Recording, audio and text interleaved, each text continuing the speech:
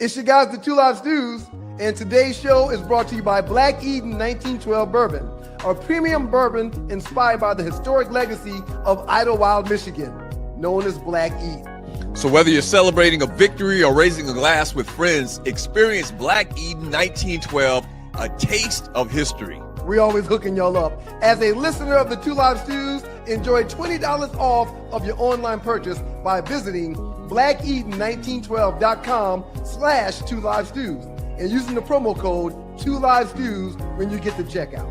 That's blackeden1912.com/2livestews and promo code 2livestews to claim your exclusive offer and experience a taste of history.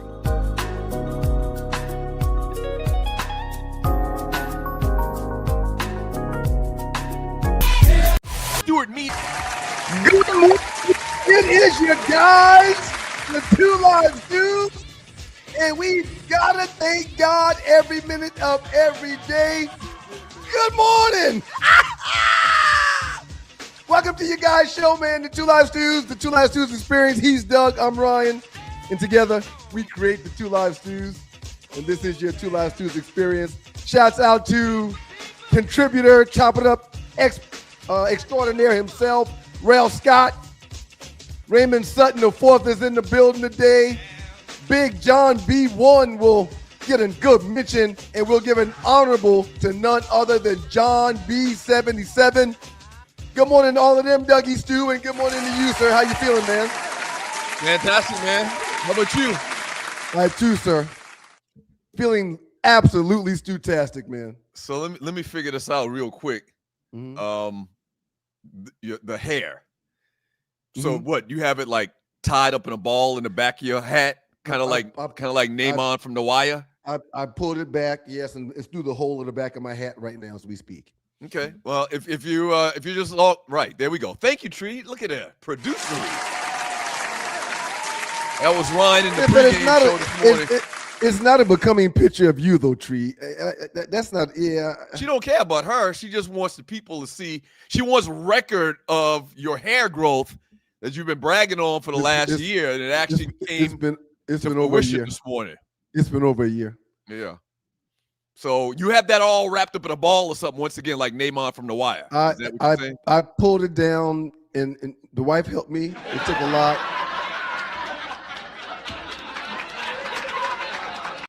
Shouts out to the people from Black Eden 1912. Yeah, I pulled it back. It's all in the back, and I wish I could pull my hat down more, but it's so much hair up there. I can't pull my hat down like I would like to. But yeah, it's all good, man. I did unveil the hair this morning. I've been growing it for a while, but you know, this show isn't about me or my hair, man. We got other stuff we need to be doing. Okay, all right. Well, yeah, it was a pleasant surprise this morning, man. It's very, very interesting how that worked.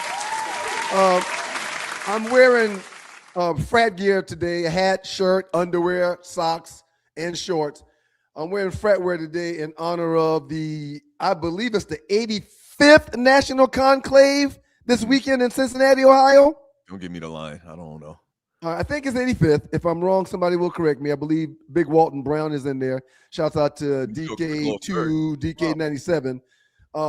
So yeah, I put on Nail You today, man, because this will be one of the few claves that I've missed in my 85th. That's exactly what I said. This will be one of the few claves that I've missed in my 34 years of being in the frat, man. It hurts to miss the clave, but we got a college tour weekend set up for the boys, man. Primarily Miles, but the whole family is going. We're going to make a little vacation out of it in the summer vacation before we go back to school in a week and a half, and we're going to see some college campuses for Miles, man. So I'm not going to make the clave, even though doing my due diligence. And I'll shout out. Reminded me, man. I would have wore some near you too. Oh, why I got to remind you? You're in the same frat I'm in. Why I got to remind you? Just saying, it wouldn't have hurt you just to drop a dime. Hey, you do know that we're not going to the clave. We should wear some nail you on the show tomorrow. I didn't know that you weren't going to the clave. You trying to be so you're supposed to be outer than me? Yeah. Well, no, don't make this situation about you. I'm talking about me. I mean, no, but what I'm saying is you could have gave me a heads up. Hey, don't forget, we're not going to the clave. Throw some nail you on tomorrow. I have no idea what the hell you doing, man. Are you going to Cincy? How am I supposed to know that? We didn't discuss that. All right, man. Just move. Yeah, man. I mean, if you feel inadequate because you don't give a damn about the conclave this weekend and you ain't wearing no nail, that's on you. It ain't got nothing to do with me. Don't turn your inadequacies into something that's got to do with me. No, I love the frat. I'm not going to celebrate with the bros. I'm not going to be out. But if you ain't going if you're not going to the clave or wearing nail on your show the weekend that everybody gets to Cincinnati for the conclave, don't make it about me. That's a you thing. And Chuck Wagon 1195. Dang 90, how you don't know that? Laugh out loud. No, of course I know. I told him the 85th conclave, and he looked it up to try to fact correct me. And then, oh no, it's 85. I just said it was the 85th. 90. Listen, what I'm saying is, are you in this frat I'm in? What the hell, man? What I'm saying is, it wouldn't have hurt him to give me a heads up. Of course, I know the clave is this weekend. Of course, right. But it would have been okay. Why couldn't he just say, "Hey, don't forget"? You know, shoot me a little text. But why would I have to tell the good bros not to forget that it's the clave this weekend? You know what? Hold on a second. Why would I have to tell the good bros to put on nail for the clave? I mean, what am I confused about? And Tree, Ninja is so predictable. Here's what drives me crazy, okay? When you don't do something or you're inadequate in some space, but you try to deflect that on someone else. That's not, you shouldn't do that, Tree. Oh, hell. I knew it. I thought he would wait till the next segment. And the quickest thing he could do is go grab a jacket, and it's 100 degrees outside. He's sitting in his house now with a full bomber on with the letters. It's wow. I mean, it's mind-blowing. It's mind-blowing. Wow, that jacket looks nice, man. Before we set the show up, there's two things I need to do before you set the show up. Shouts out to the beautiful people in Detroit, Michigan, WGPR, Hot 107.5 FM, HD2 in Detroit. Try to show me up. Rap Network is in the building. No, man, my life ain't about you. You ain't got nothing to do with my life. Spring 90 out this bitch. Right. I don't wake up in the morning like, how can I show drugs? Spring 90 out of this bitch. I ain't trying to show nobody up, especially my brother. Why would I show somebody up? I said B. I didn't mean that. Strike that from the record. Right. Yeah. Before you Q. Shouts out to Q's Conclave 85th edition. Chuck Wagon. Cincinnati, Ohio. Big Walton. Bruh to Bruh Demps, University of Florida. He on his way down to Cincinnati. Rue to all the bros that's traveling. It's one of the few that I'll miss, bros. It's one of the few that I'll miss, but daddy duty is really going to be heavy this next 3 or 4 years with the boys, you know, being in 10th and 11th grade. And speaking of that, man, before I do one more thing, before we get into today's podcast discussion, know what I did on yesterday, man? What did you do yesterday?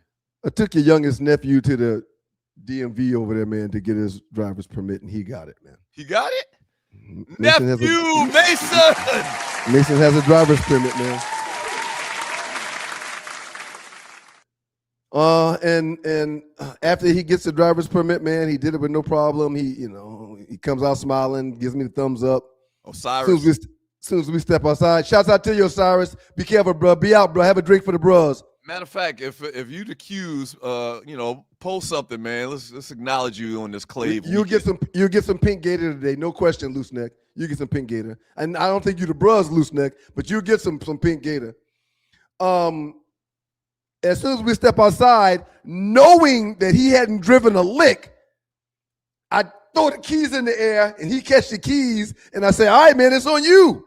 He goes, "No, it ain't." What do you mean?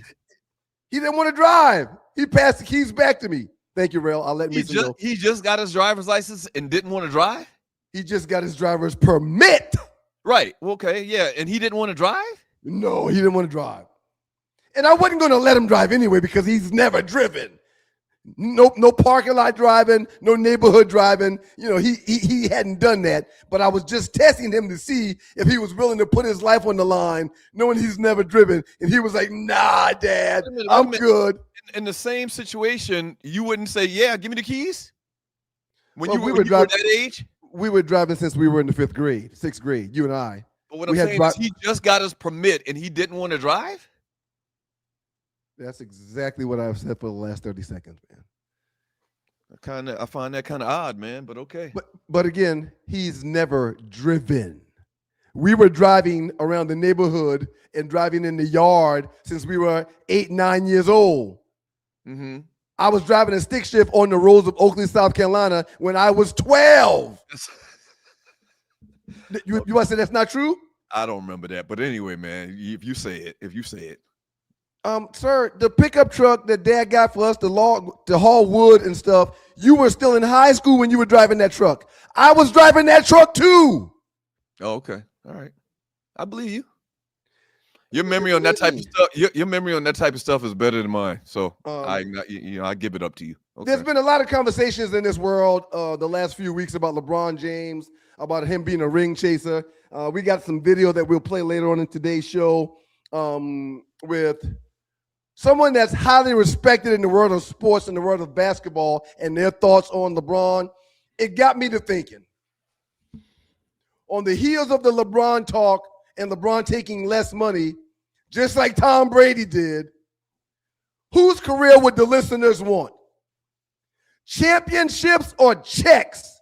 Should stars sacrifice money to chase titles? We got Dirk Nowitzki on one side, who roughly made $251 million, but who could have made well over $300 million had he not taken the discounts that he took over his career in Dallas to get a chip, which he did. Dirk versus Carmelo Anthony. Carmelo Anthony, who maxed out every single opportunity to get paid, not sacrificing for the team, not sacrificing for the opportunity to get a ring, but making sure that he got every penny that he damn well deserved. We're asking the listeners, and we'll pose a question based upon whatever y'all think. What side are you on? Taking less money or maximizing every dollar? And before y'all start, I did some work and some numbers before we set up today's show. There's a few players in the world of the NBA that took less for years. Tim Duncan, Dirk Nowitzki, LeBron James, Dwayne Wade, Chris Bosh, Kevin Durant, James Harden did give the 76ers a deal, and Jalen Brunson gave New York a huge deal, $113 million worth. In the NFL, Tom Brady and Patrick Mahomes are known for taking less to build their teams, and they've both got chips. In Major League Baseball, Freddie Freeman, Shohei Ohtani has a contract where $680 million of his deal has been backloaded so the team can make moves to build a juggernaut, which they've done. So would you name the four guys? You name four guys. You name Ohtani, Brady, Dirk, and who else? Tom Brady, Patrick Mahomes, Jalen Brunson, Mahomes, Kevin Durant. Okay. All right. In the world of that hockey, took less money. Kevin Durant took less money. Yes. And before you get to argue with me, he took roughly $10 million less than the max in 2017. It allowed Golden State to retain Andre Iguodala and Sean Livingston. Mm-hmm. And that resulted in back-to-back championships in 17 and 18. Mm-hmm. So the point that I tried to make to several people is simple. In the NBA, roughly 90 to 95% of their stars pursue max salary eligibility. Mm-hmm. Only 5 to 10 have taken significant discounts, the names I just mentioned to you. And in the NFL, the numbers are different. There's an estimated 95 to 98% of players maximizing on their earnings in the NFL, with just 2 to 5% of players accepting below market deals like Tom Brady and Patrick Mahomes. And in baseball, last number, 99% of the players in baseball max that thing out. Give me every penny I can get. 1% of players say, I'll give you a little kiss so y'all can do something else for the team. Mm-hmm. So the question is, we can discuss what the question will be before we set up today's show and get into it. Championships or checks? Championships or checks? And when it comes to the championships, the stars, the list and host of them that I've mentioned, tend to give up money, even though we know Doug said, hell no, you shouldn't give them billionaires nothing. I've got a list of 15 people that matter in sports that have given back bread. And they've got titles to show for it. Shohei Ohtani, Tom Brady, Dirk Nowitzki, Patrick Mahomes, his daddy played Major League Baseball, all probably come from money. I'm willing to bet. No, don't add that caveat now. Said I'm not giving back billionaires money. But that's part of the conversation. Okay, fine. That's part of the reasoning why I don't believe that black players should give owners any price breaks. Jalen Brunson gave back $113 million. His dad played in the league too, but he gave back $113 million. Do you think that's not a coincidence? Carmelo Anthony, don't. Hold on. Right. Outside of Kevin Durant, you got to set the show up. Outside of Kevin Durant, everybody that you name. Dwayne Wade don't come from money. Chris Bosh don't come from money. Tim Duncan don't come from money. All right, man. Kevin Durant don't come from money. Stop it. You're trying to add something to defend your argument. No. Yeah, I think it's irresponsible to argue for black men in this country to give a billionaire owner a price break. Talk to Tim Duncan, talk to LeBron James, talk to Dwayne Wade, talk to Chris Bosh, talk to Kevin Durant, who didn't come from money but gave back money to get a ring.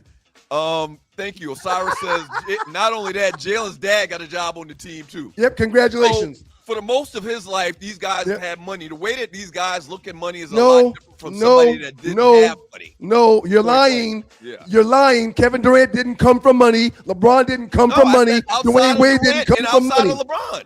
Which is my point. My point was there's a small percentage of players that say, I'm going to do it this way, and they get rings for doing so. Hey, please like, share, and subscribe to the show. We would appreciate it. This is great. This is great. Very important. Hollywood coming up later with the Hollywood Report, some entertainment news, last 48, the biggest memes in the Two Live Stews Facebook chat group over the last 48 hours. Now it's okay if they come from money, but last week, black people shouldn't be giving no billionaires no discounts. But now it's okay that I've done the numbers. Numbers matter, sir. Shouts out to everybody that's already signed up for the Two Live Stews Fantasy Football League. We already have one of the leagues that's filled up. We are filling up league number 2. I have a question for you. Doesn't everybody at this point in time know who their starting quarterback is, even though training camp just got started? In the National Football League, if I throw out a team, you should say their starting quarterback is Bam, right? Am I right with that comment? Mm-hmm. Yeah. Let's talk about the Falcons up next, because they can't do that. I was right in the middle of giving all of the promos and stuff.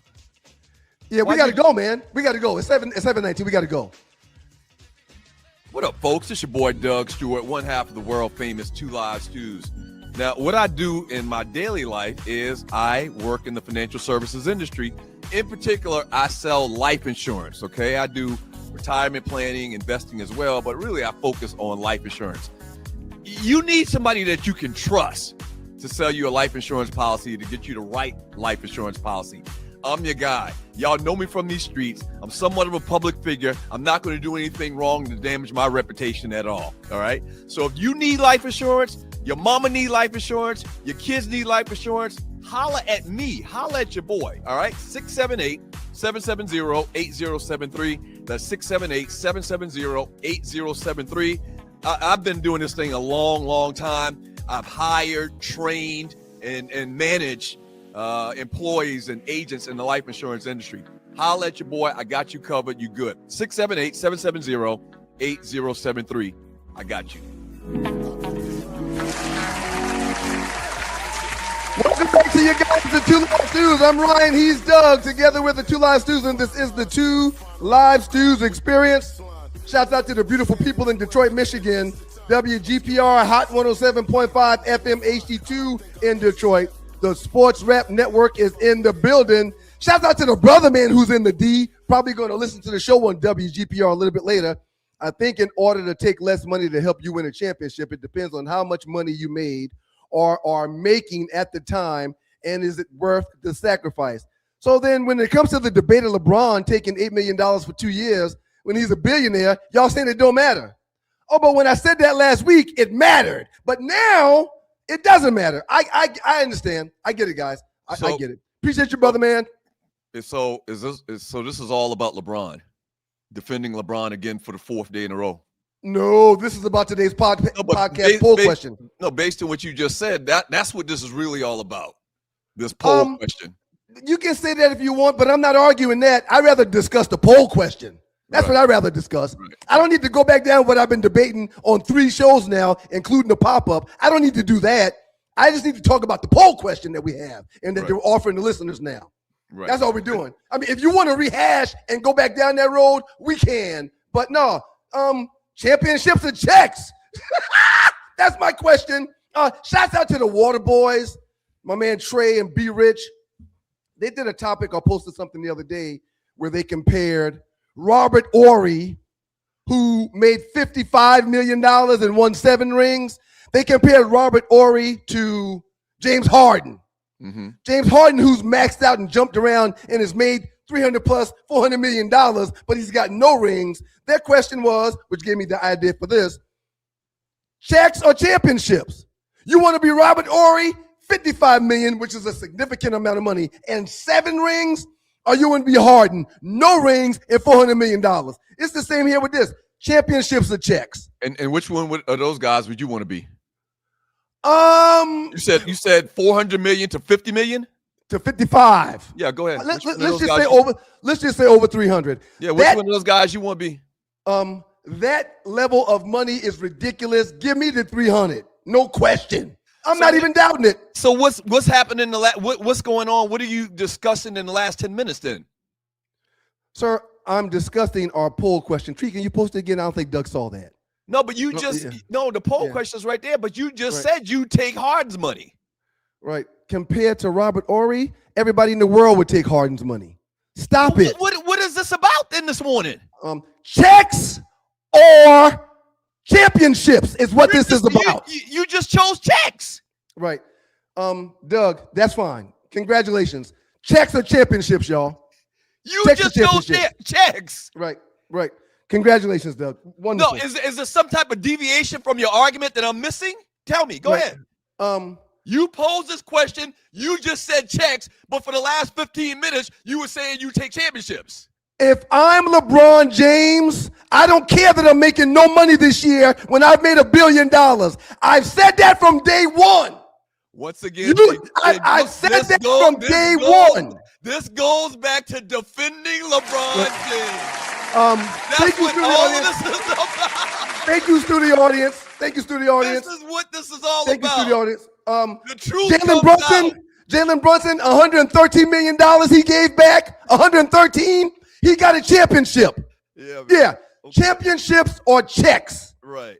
You call it whatever you want. That's today's poll, our podcast question / discussion. Yeah. Shouts out to our Atlanta Falcons, man. This is the year.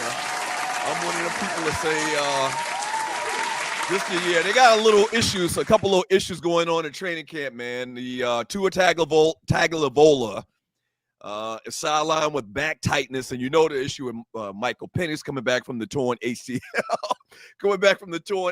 So the Falcons have signed veteran quarterback Cooper Rush. We got to talk about this. Cooper Rush, who played 7 seasons with the Dallas Cowboys, is coming in. He might end up starting, man, the way it sounds, because they make it sound like this Tua. Man, that's what I want to talk with you about. Go ahead. How is it that there's 32 NFL teams and damn near every team knows who their quarterback is going to be, except for Stefanski, Matt Ryan, and the Falcons? I mean, it's not Stefanski's fault or anything that these guys got injuries. Well, Doug, I didn't say it was Stefanski's fault. I didn't say that. Okay, so you're just saying that Stefanski's got bad luck. Is that what you're saying? I'm saying Stefanski don't know who his starting quarterback is. And every other team in the league does. If I say a team's name, you're going to respond with who their quarterback is. But you say that like we don't know the reasons why he don't have a quarterback right now. Oh, you want to have a big Johnson contest all day today, huh? That's what you want to do? I mean, you don't want to do that. That's what you want to do? That's what you want to do. No, I'm just saying. Right. You make it sound like that every team knows who their quarterback's going to be. Because they do, except the Falcons. Right. That's the point I'm trying to make. Every team knows, but right now we're reading, is it going to be Penix? Is it going to be Tua? Or is it going to be Cooper Rush? Yeah, that's the Falcons don't know who's starting right now. That's a misfortune. Absolutely. Every other franchise knows game one who their guy is going to be right now, but the Falcons don't.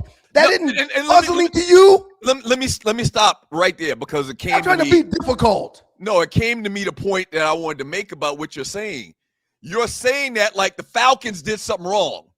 You're saying that like they had some type of ineptitude in the coaching room or in the front office or whatever, and why they're in the situation they're in right now.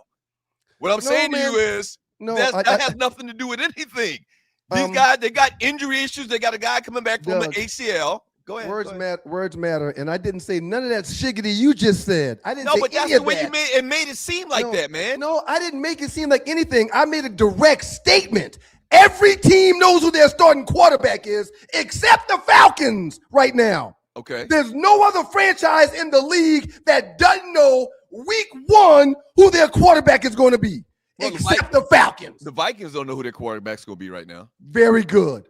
Yeah. I have that on my list. Very good. Mm-hmm. Baltimore. Just off the top of my head. Baltimore. What do you mean Baltimore? Who's their quarterback? Lamar Jackson. Seattle is not even questionable, even though we've got a story why'd you say Baltimore? Is this some type of quarterback controversy?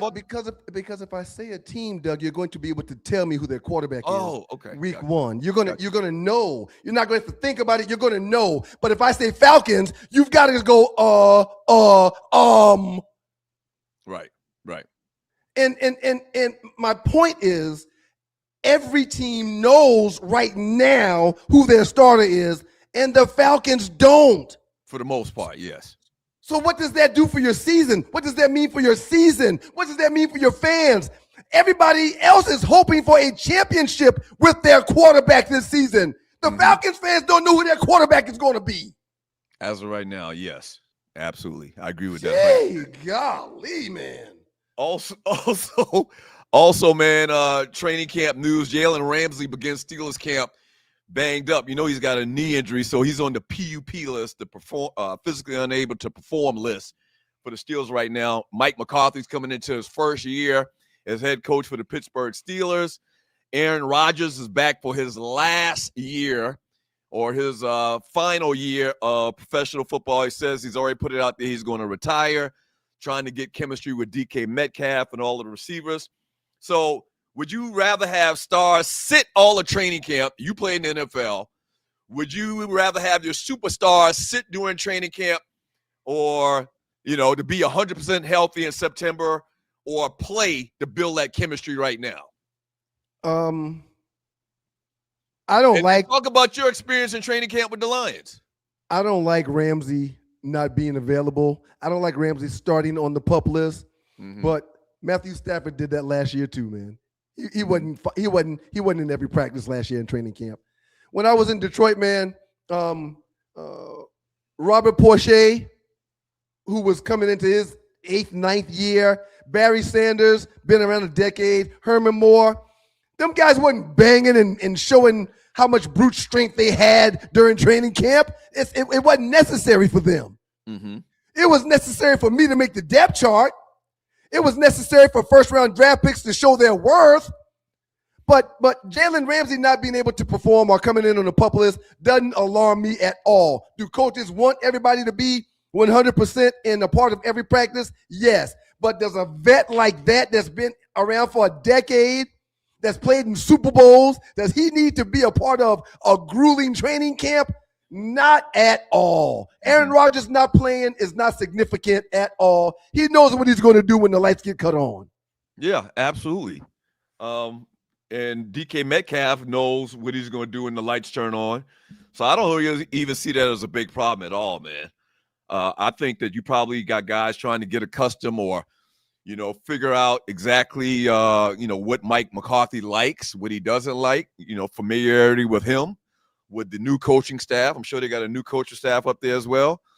Jalen Ramsey is a baller. This is load management in the NFL. NBA's load management is Joel Embiid not playing back-to-backs this season with the 76ers because they're trying to make sure that when the bullets get put in the gun for the postseason, that he's ready to go. Mm-hmm. So this is load management for NFL teams. Every week there's only 17 games in that one bye week, so there's only 18 weeks to the season. Your star player is not going to sit in the NFL when the regular season comes. So this is load management.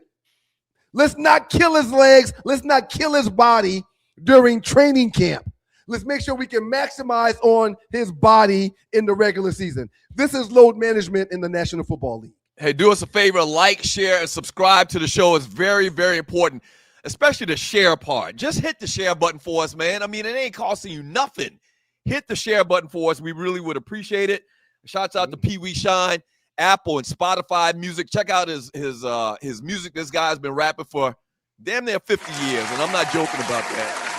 Check him out, Apple and Spotify music. And lastly, don't forget as well, donate to the show. All right, if you like, you can donate right here on YouTube. Look to the bottom of the chat. To the right, there's either a dollar symbol or a heart symbol. Click on that and donate $1, $5, $50, $5,000. All of it would be greatly, greatly appreciated. Or you can donate on Cash App, $2 Live Stews. We've been talking a lot about Black Eden 1912, man, and how good it is. And a lot of listeners, thank all of y'all for ordering Black Eden 1912. I want to make sure that y'all do some research. And when you get your bottle, read the back of the bottle, which is the taste of history and why it's a taste of history. Read the back of the bottle to understand what Idlewild, Michigan is all about and how they came up with the name Black Eden 1912. So shouts out to the good people at Black Eden 1912. I'll talk about it a little bit later. But nothing like a brand that's got a rich history and that is delicious as well. Shouts out to the good folks in Black Eden. Make sure y'all know what Idlewild, Michigan is all about. Tree, do me a favor, flash that fantasy football flyer. We are filling up leagues fast. The first league we announced it, I think, last Thursday, and that league is already filled up. So league number 2 is on the way. All of it's combined. All of the leagues going to combine. First place going to get 60% of all of the money paid for entry. Second place is going to get 25. Third place is going to get 15. We're giving out a ring and everything. All you got to do to get details is email me, sme.dougstewart@gmail.com. That's sme.dougstewart@gmail.com. Punks, step up to get details. Tree, I'm winning it this year. I'm not even worried about it. Doug just mentioned we're going to have rings and everything. That pushes me back to our poll question. Rings, championships, or checks. So what are you saying? You're saying that the first place winner would rather a ring than get the 60% or whatever we take in for the entry fee?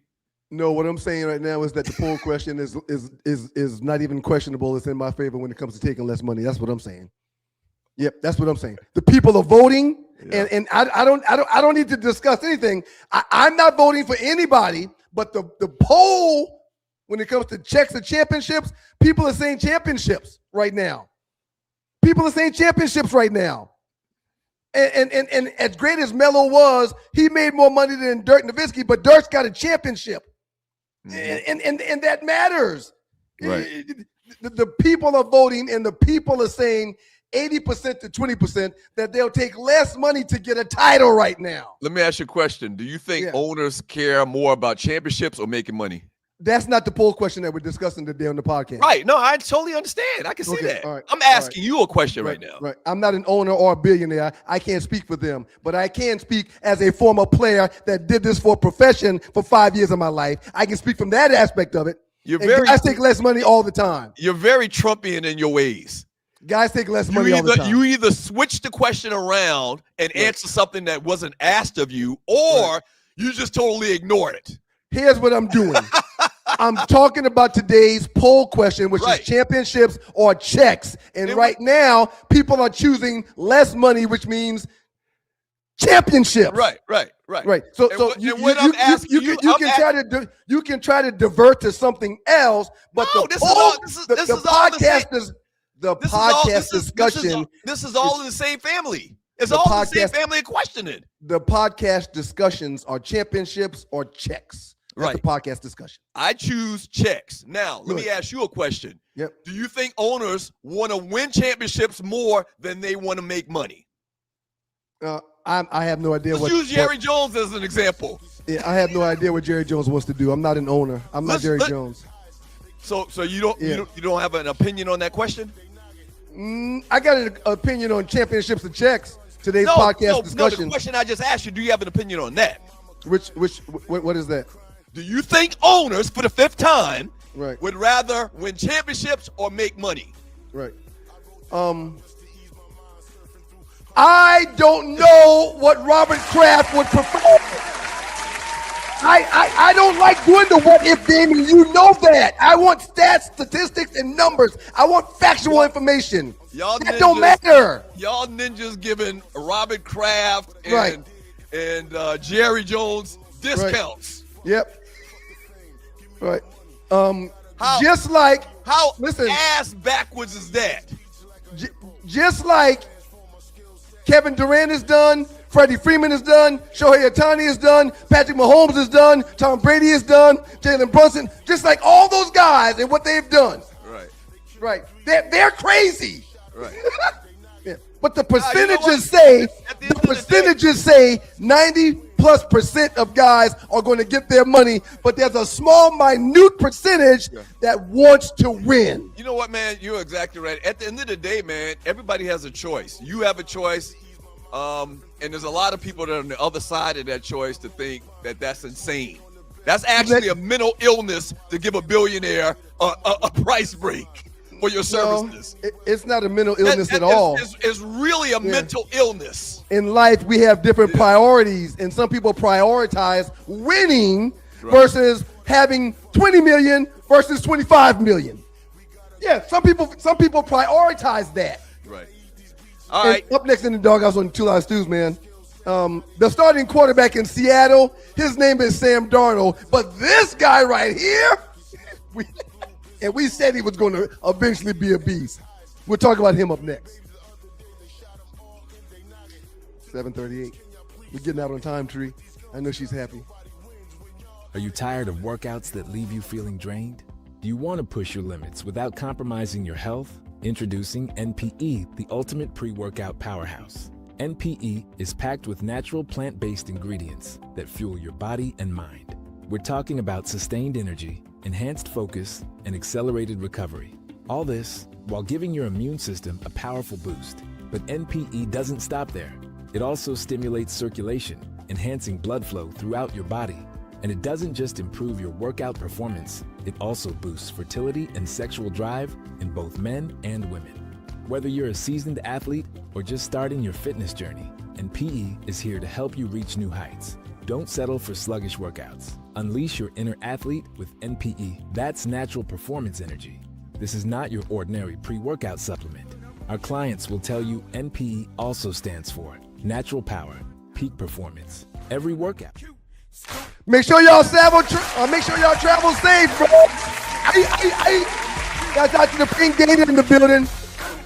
85th Conclave being held this weekend in Cincinnati, Ohio.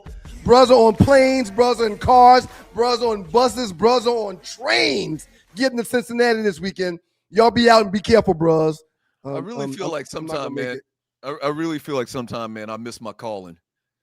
You came up with this ginormous debate topic today, and twice in the last 7 minutes, I made you contradict yourself.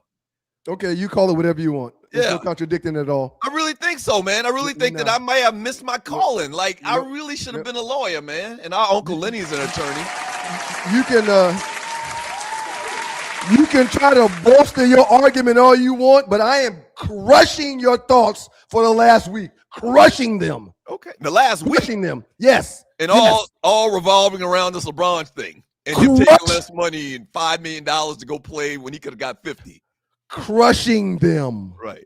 I'm crushing your thoughts. And the poll question shows that there's more people that agree with me when it comes to taking less to get more out of the team. Good for them.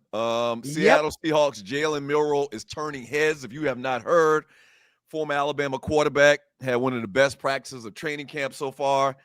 Coaches are praising him for his arm strength, mobility, ability to extend plays, while fans are wondering if he becomes Seattle quarterbacks. He's going to be their quarterback in the future. Now, they got Sam Darnold. They just went to the Super Bowl last year. They just won it. So he's not going to get on the field, obviously, no time soon. Right. But maybe he's got some trade value or something like that, man, where, a team need a bona fide star. This guy right here is a star, man. This guy is super electric when he was at Alabama. Maybe there's a team out there that need a quarterback and give up a couple of first-round picks, something like that. And let's talk about this. Can we talk about this? Yeah, go ahead. If you were, let's see, the Atlanta Falcons, would you give up a pick to get him right now? Heck yeah. Heck yeah. Mm-hmm. The situation that they found themselves in with Penix being back but not full goal, with Tua being here but now having back tightness. Not only that, don't forget about Tua in a concussion history. Like, he could be done at any minute. He's always dinged up. Yeah. And then that's one of the reasons why I didn't like Tua for this team, for the Falcons, because now all your home games going to be on turf. So it's an even greater chance, I would think, that he may have more issues with the concussions. So, very unstable, the quarterback room with the Falcons right now. Sir, we discussed it in the first segment. If I say a team name, watch this. Case in point, watch this. Who's the quarterback for Kansas City, Doug? Who's the starting quarterback for Kansas City? Patrick Mahomes, man. Who's the starting quarterback for Dallas? Dak Prescott. Okay. If I keep doing that, you're going to keep firing back names. Who's the starting quarterback for the Falcons?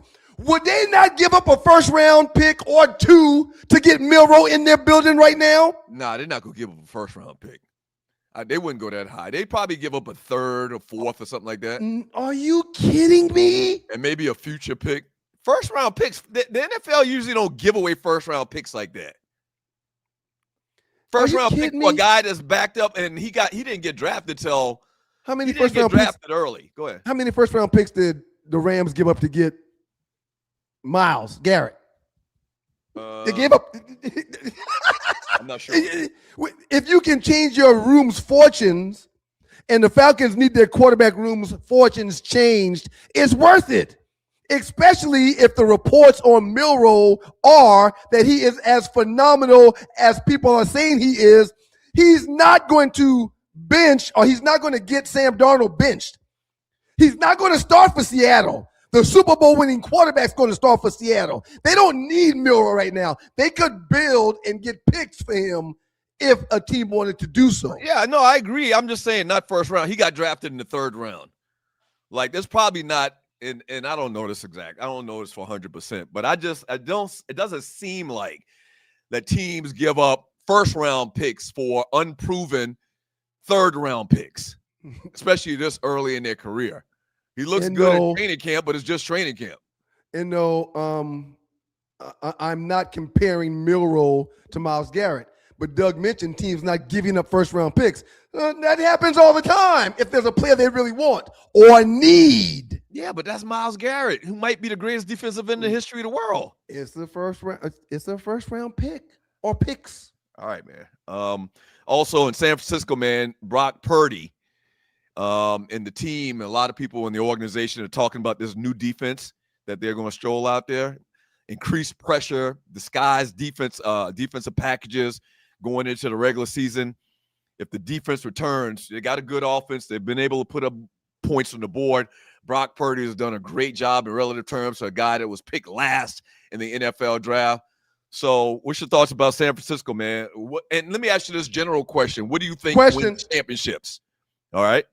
An elite quarterback or an elite defense? Like if you had to choose one to build your team, would you build it around a tremendous quarterback, an elite quarterback, or would you build it around an elite defense? Let's see if we agree on this one. Your quarterback ain't going to stop nobody else from scoring.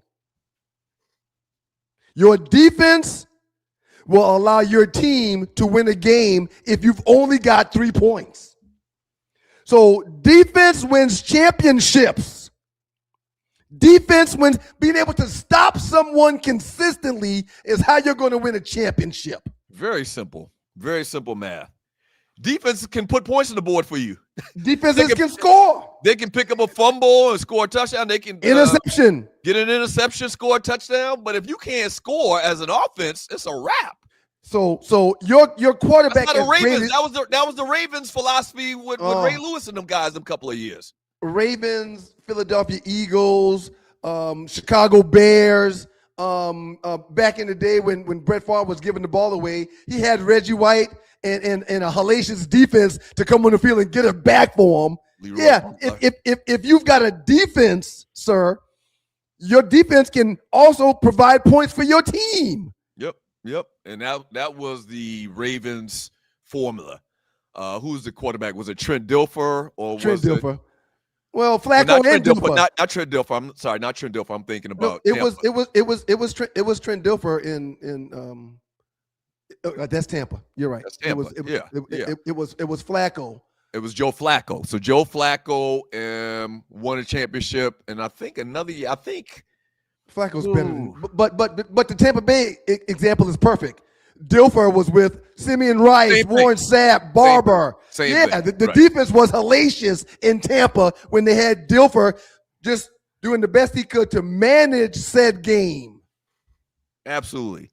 So Seattle, man, I don't see why there's not more talk about Seattle. It seems like people kind of aren't really paying attention to the fact they just won a Super Bowl.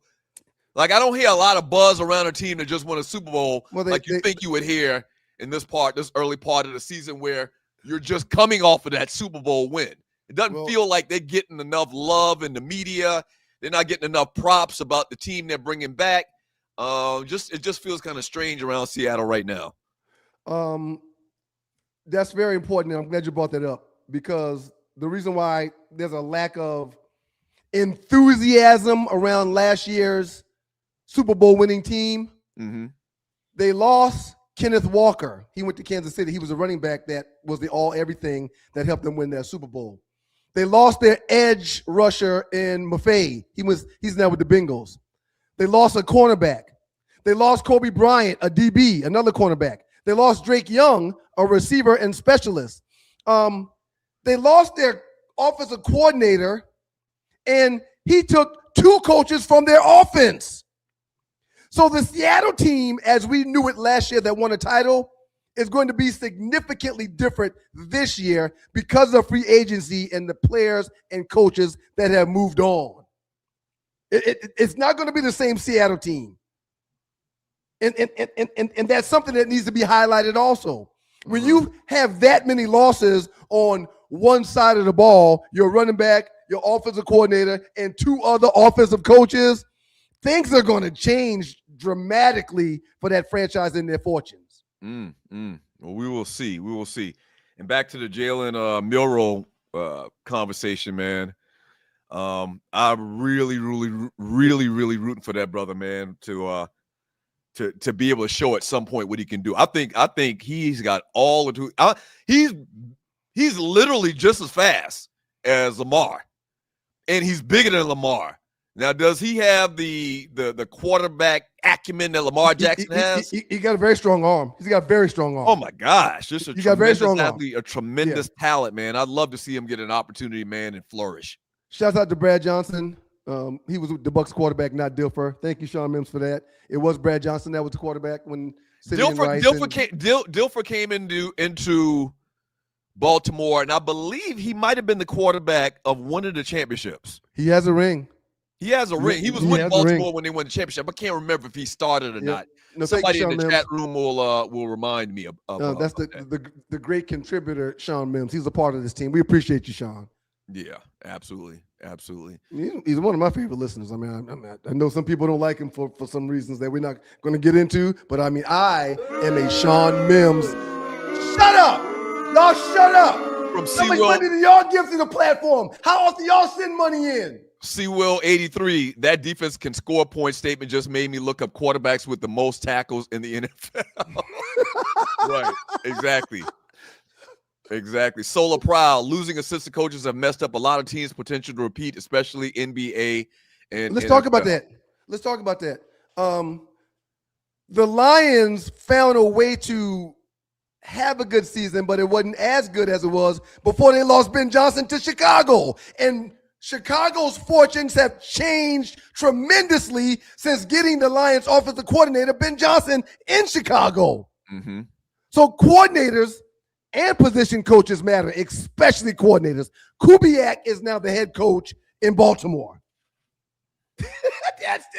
The fortunes of Seattle are going to be different without him there.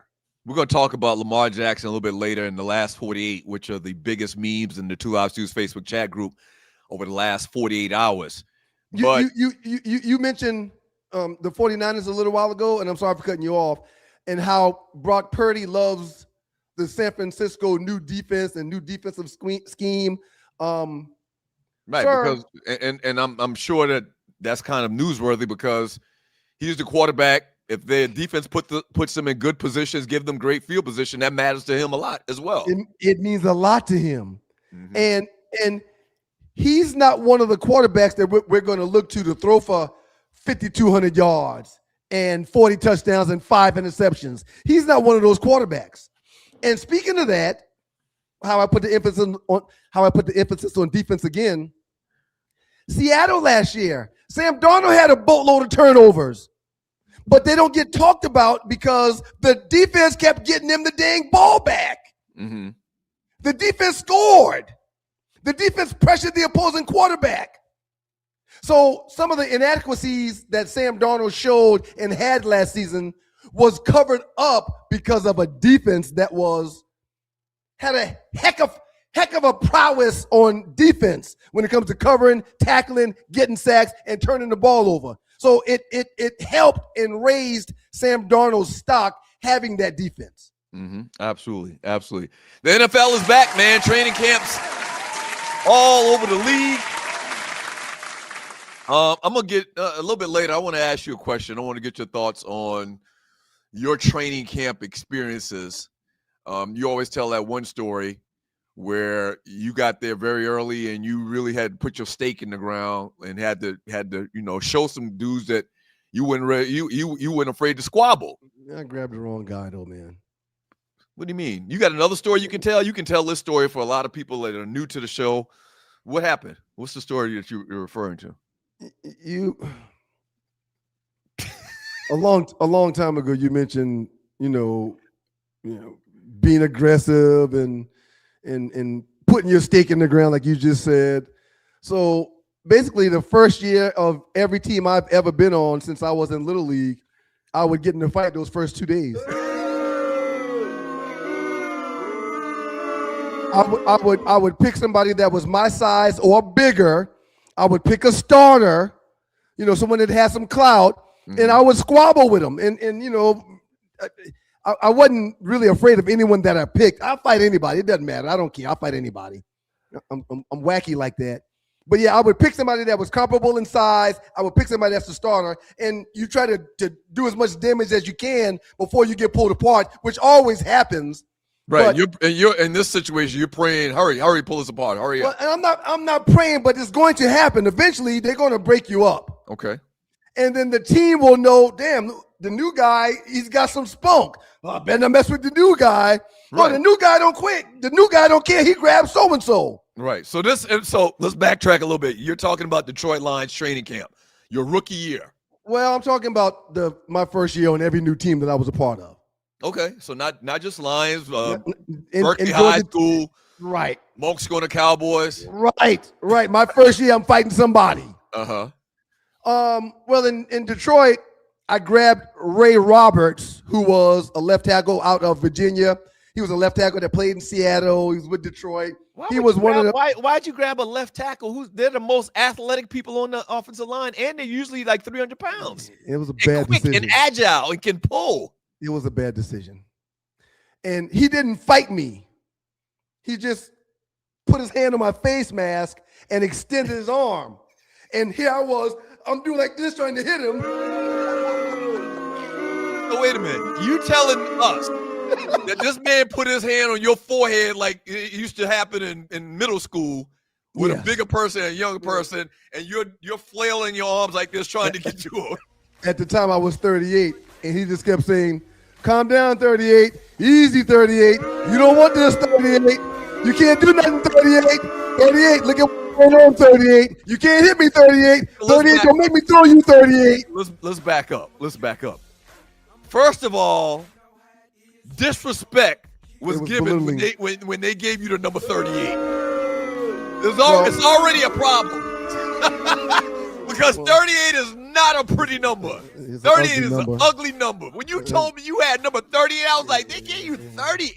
And I switched to 42 immediately, but no better number was available at the time. And I was a holdout, so I got my number late. I was a 4-day holdout. Oh, that was the reason. Yeah, I was a 4-day holdout. When the other draft picks who had signed picked their numbers, I was in the hotel waiting to get on the property with a contract before I picked mine. They should have retroactively, when you signed, given you the number that you wanted before the guys that got drafted after you. Like the guy in the 4th and 5th round can't get a better number than you. I was more concerned about getting every penny I could get versus that damn number. Trust me. What? Wait a minute. Yes. You were concerned about getting the most money you could? Post a poll question, Tree. Right. Post a poll question. To the point that you sat out of training camp? Right. Yep. I was a 3-day holdout to get my paper. Yep. You don't want to do this, man. You're getting trashed with this argument. We appreciate y'all voting for today's podcast question. Up next in the Doghouse with you guys, the 2 Live Stews. Hollywood will be in the building. Hollywood! She's going to talk about the cruise. She's going to talk about a few birthdays, and she's also going to give us a few stories. Today's podcast poll question, championships or checks? So listen, man, after you got caught contradicting yourself twice, the numbers are slanting a little bit more in my favor, man. Maximize the dollar. I'm not contradicting nothing. I'm not contradicting a damn thing. No, sir. No, sir. Not here. Right. Hollywood coming up next. Nice. Wonderful bruhs around me. Shout out to the bruhs who are celebrating their 85th conclave this weekend. It's going to be debauchery in Cincinnati and it's going down. Debauchery it's going down. What do you know the chapter name of the Q's in Xavier? Oh, what are they? Beta Sig. Beta Sig. I think it's Beta Sig. All right. They don't feel right because one of them is Beta Iota and I think it's Beta Sig. I think. All they don't like this. So y'all give me a second. Y'all please continue. What's up, Doug? I like you. You're doing a Diana Ross today with the Omega change. I like that. You should come back in another Omega outfit for another segment. That way it looks like you planned it. Okay. Yeah, I did plan it. Yeah. Yes, of course. Thanks, babe. I appreciate you helping me pull that hair back. Thank you, babe. You have she's so nice because that's a lot of hair to manage. And you look just like Ryan. You must have been practicing because that's all the young. You can't put my glasses. They do this the whole time. They just won't pull it back. They just shake the head the whole time. I only compress it and hide it and cover it up when I'm on the show. When I'm walking around the house or in these streets, I let it breathe. That's because it's a disturbance. If you're doing this the whole time, you're distracted. It's a distraction. I'm glad you pull it back. Talk to the people about this cruise that we got going on, Ollie, because people keep pulling me to the side in these streets talking about how excited they are. It is exciting, you guys. For the second time and won't be the last, the 2 Live Stews are taking us on a fantastic voyage from Fort Lauderdale, Florida to the beautiful Bahamas with a stop in Coco Cay, the private island, February 12th through 15th. And what we've been saying the entire time is, guess what? If you love football and you love love, you can put those two things together because the Super Bowl is February 14th this year, the day of love, Valentine's Day. And so we encourage you, gentle people, men, women, boys, girls, to bring your loved one. We don't care what that loved one looks like. It could be your brother, it could be your lover, it could be your cousin, and come join us on the Super Bowl cruise. I finally was able to let Google to give me a phone number. You can hit me up at sme.arleywood, that thing you get in the morning, at gmail.com, or that. But it's a real thing because we all know that's a real thing. Anyway, or hit me up at my Google number at 678-235-5335. That's an easy one to remember right there, Ollie. That's a good number. Until I got one that was helpful, Lord. Yeah, that's good. That's good. That's really good. 3 5s and whatnot. That's nice. Yes, and I need to go play those numbers. Somebody won that 800 million. Wait a minute, Ollie. You're I a 3. saw that. Aren't you a 3? I am a 3. Yeah, 678-235-5335. Well done, It's Ollie. That's 3 awesome. 3s. I saw that. Ooh. Any word on who won the 800 million? I don't know. Somebody out of Florida. Dang it. I need to just go figure out who it is. It means it wasn't me because I ain't in I Florida. think Ryan's already asked that question about lottery. If you win the lottery, I think maybe we've talked about that at some point. Maybe, but that's another one of the questions you could throw out at the beginning of the show, man. So yes, so please come and join us. We just got another little block of rooms, and what's so funny is this cruise is really a hot one, probably because we've been pushing it so hard for the holidays. So not just us, but lots of people are taking their honeys or their friends on this cruise. So we're gonna have a good old time on the Steve Cruise. Yes. As I said before, I'm Arlie Michelle, and I'm here to give you the Arleywood. Happy birthday to you. Happy birthday to you. Happy birthday. The Singing Stews. That's Doug's Stewart of the Singing Stews. Wishing you all a happy birthday in grand style. That wasn't bad, man. That wasn't bad at all. For those who don't know, Doug was the 6th man in New Edition. New Edition. We had a contract dispute. It's a long story. Yes, it's a long story. He's not gonna tell it. It's supposed to be in the book, but we might not ever get that. So I want to send happy birthdays to all of our dogs and poodles out there. Anniversaries, happy anniversaries, happy graduation, happy everything. Happy birthday to attorney, educator, and author, currently teaching at Brandeis University, who was the woman who almost took down Clarence Thomas. If we had liked women more in this country, she would have done a good job and we would have appreciated it. Anita Hill is 70 today. Everybody remembers Anita Hill, the hair on her coat that man gave her. Anyway, that was a very interesting time in the 90s. Actor Lawrence Fishburne is 64 today. Actress Vivica A. Fox is 62, still sexy as a fox. Actor and AG. She's got a reoccurring role now on Young and the Restless, and she's doing a very good job. What? Did she start there? Yes. She's got a reoccurring role on Young and the Restless. So she started her career. She was on Young and the Restless. I didn't know that. I don't know if she did. I thought she did a long time ago. I don't know if it's a start, but I know she was on there in some role on Young and the Restless. Yeah, there's a lot of characters on Young and the Restless that were on there 30 years ago, and they'll bring them back 25 years later. You know what I'm saying? Because then Shamar Moore started on one of them. Shamar Moore was Malcolm. Shamar Moore was on Young and the Restless, and he went away for a while to do several other things. He is now back with the reoccurring role also, and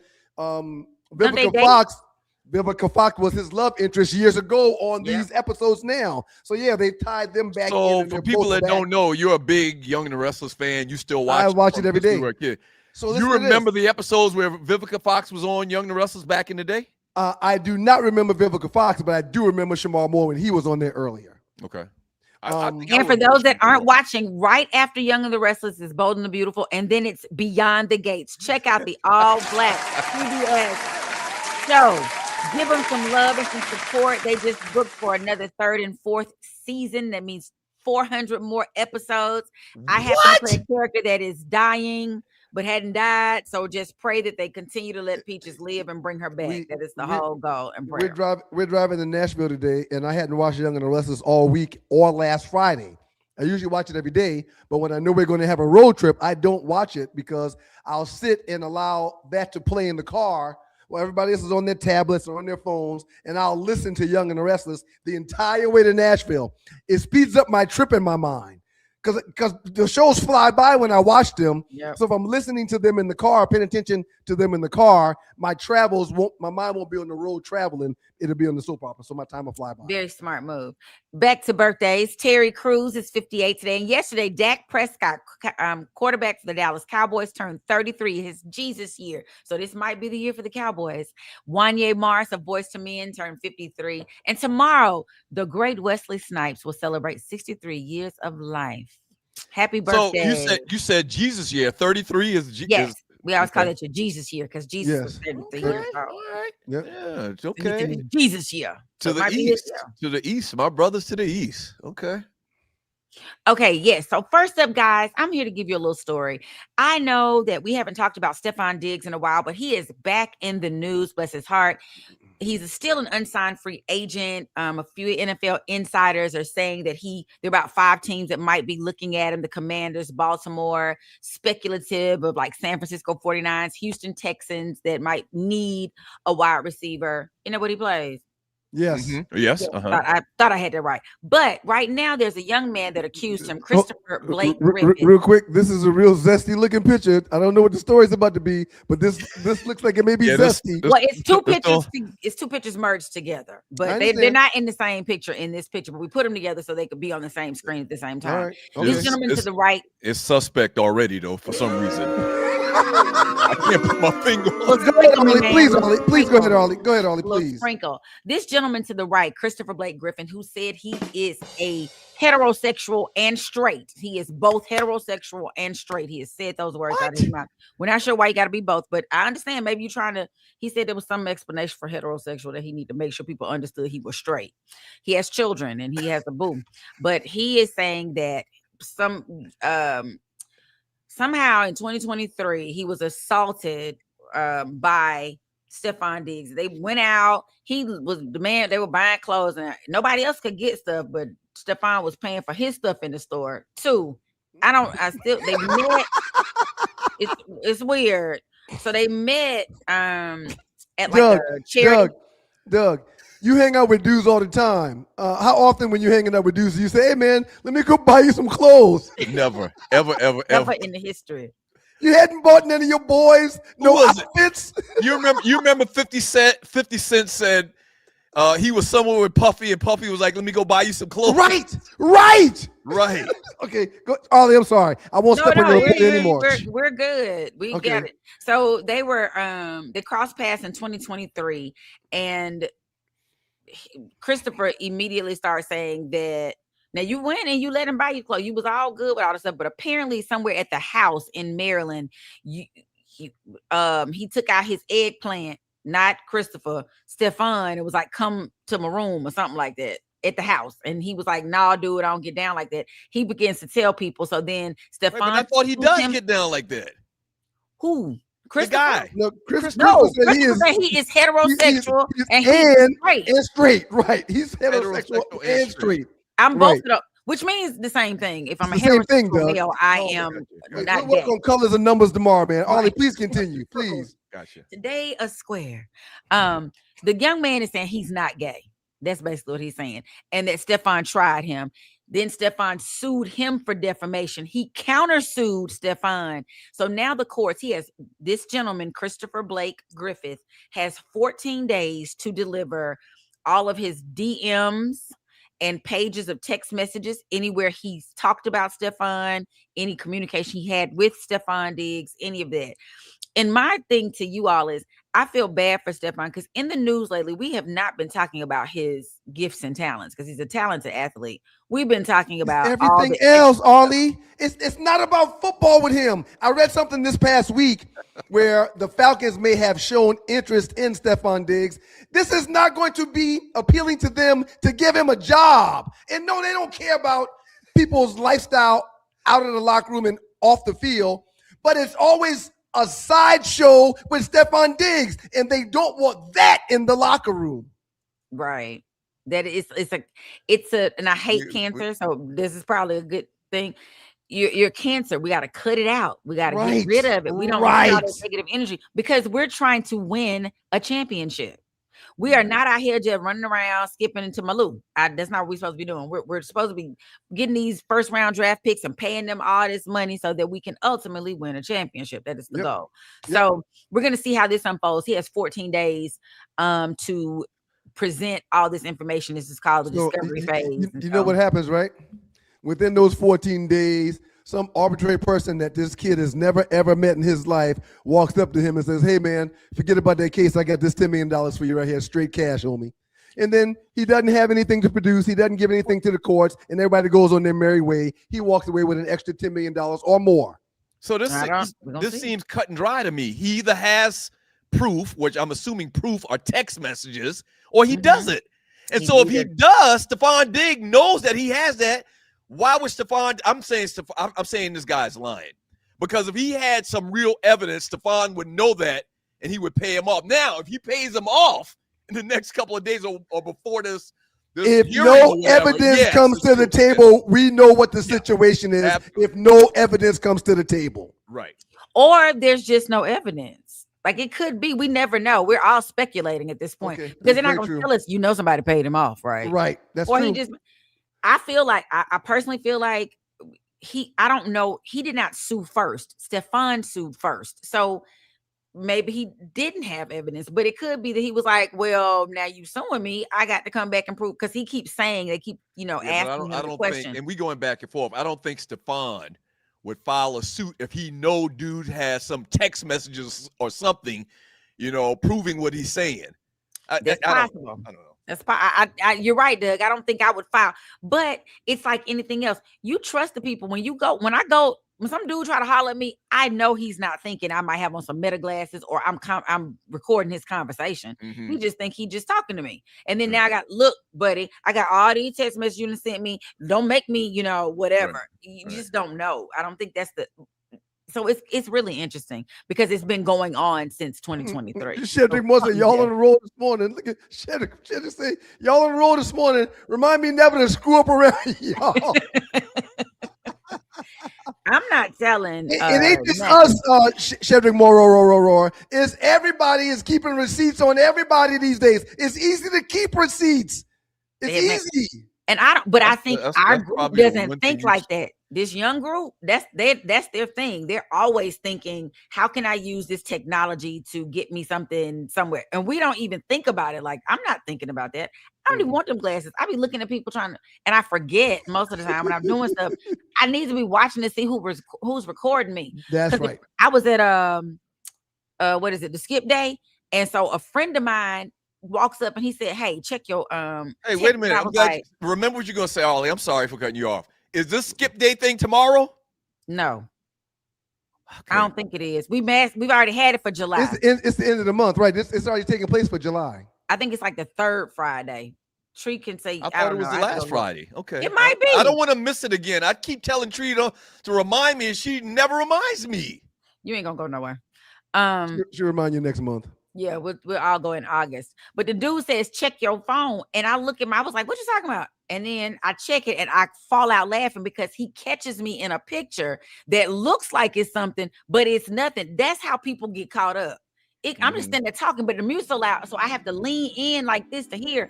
And he was like, snap a picture. I see you. I was like, see, that's how rumors get started. Right. It happens fast. So you got to watch yourself in these streets. Don't be talking to people that look suspect. You got like 15 seconds for another story. Ollie, you got another one? I just want to say that I'm very, very sad to report, and this happened in June, but it came out in July, that Fawn Weaver and her husband were removed as the CEOs of the Uncle Nearest, that they're going to be selling it off. It appears that it's going to be bought by a Black-owned company, but we don't know who that is. They don't have not been named, and there's just so much legal dispute with this whole thing. There's something new that came up with Jay-Z giving them $20 million that she didn't talk about. So things are now going to the federal level, and they're investigating on a whole different scale. And it's just, I don't know if this is them people orchestrating a whole mess, which is possible.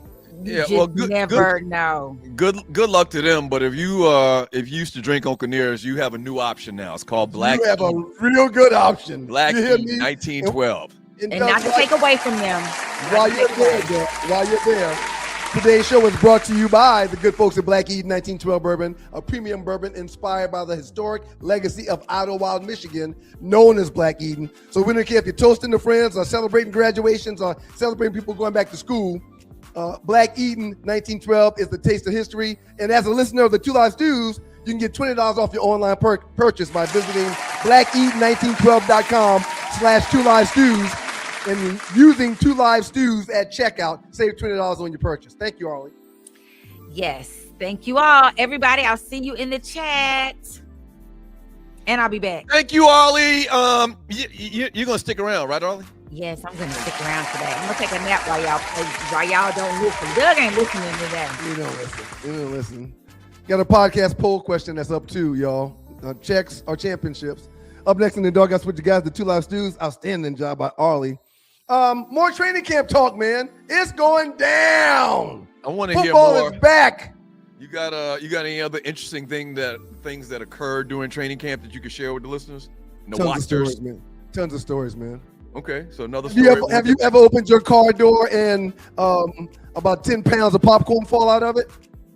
No, they did that to you? I've heard that they do that in the NFL. Not to me. Okay. I got tons of stories, man.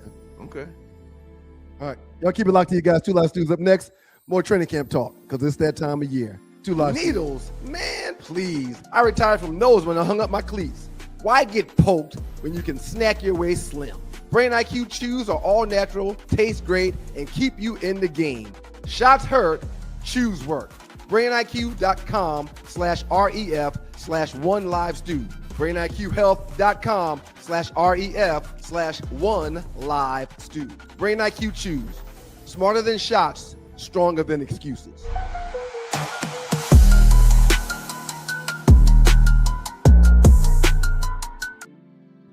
Welcome back to you guys at Two Live Stews. I'm Ryan I'm Ryan.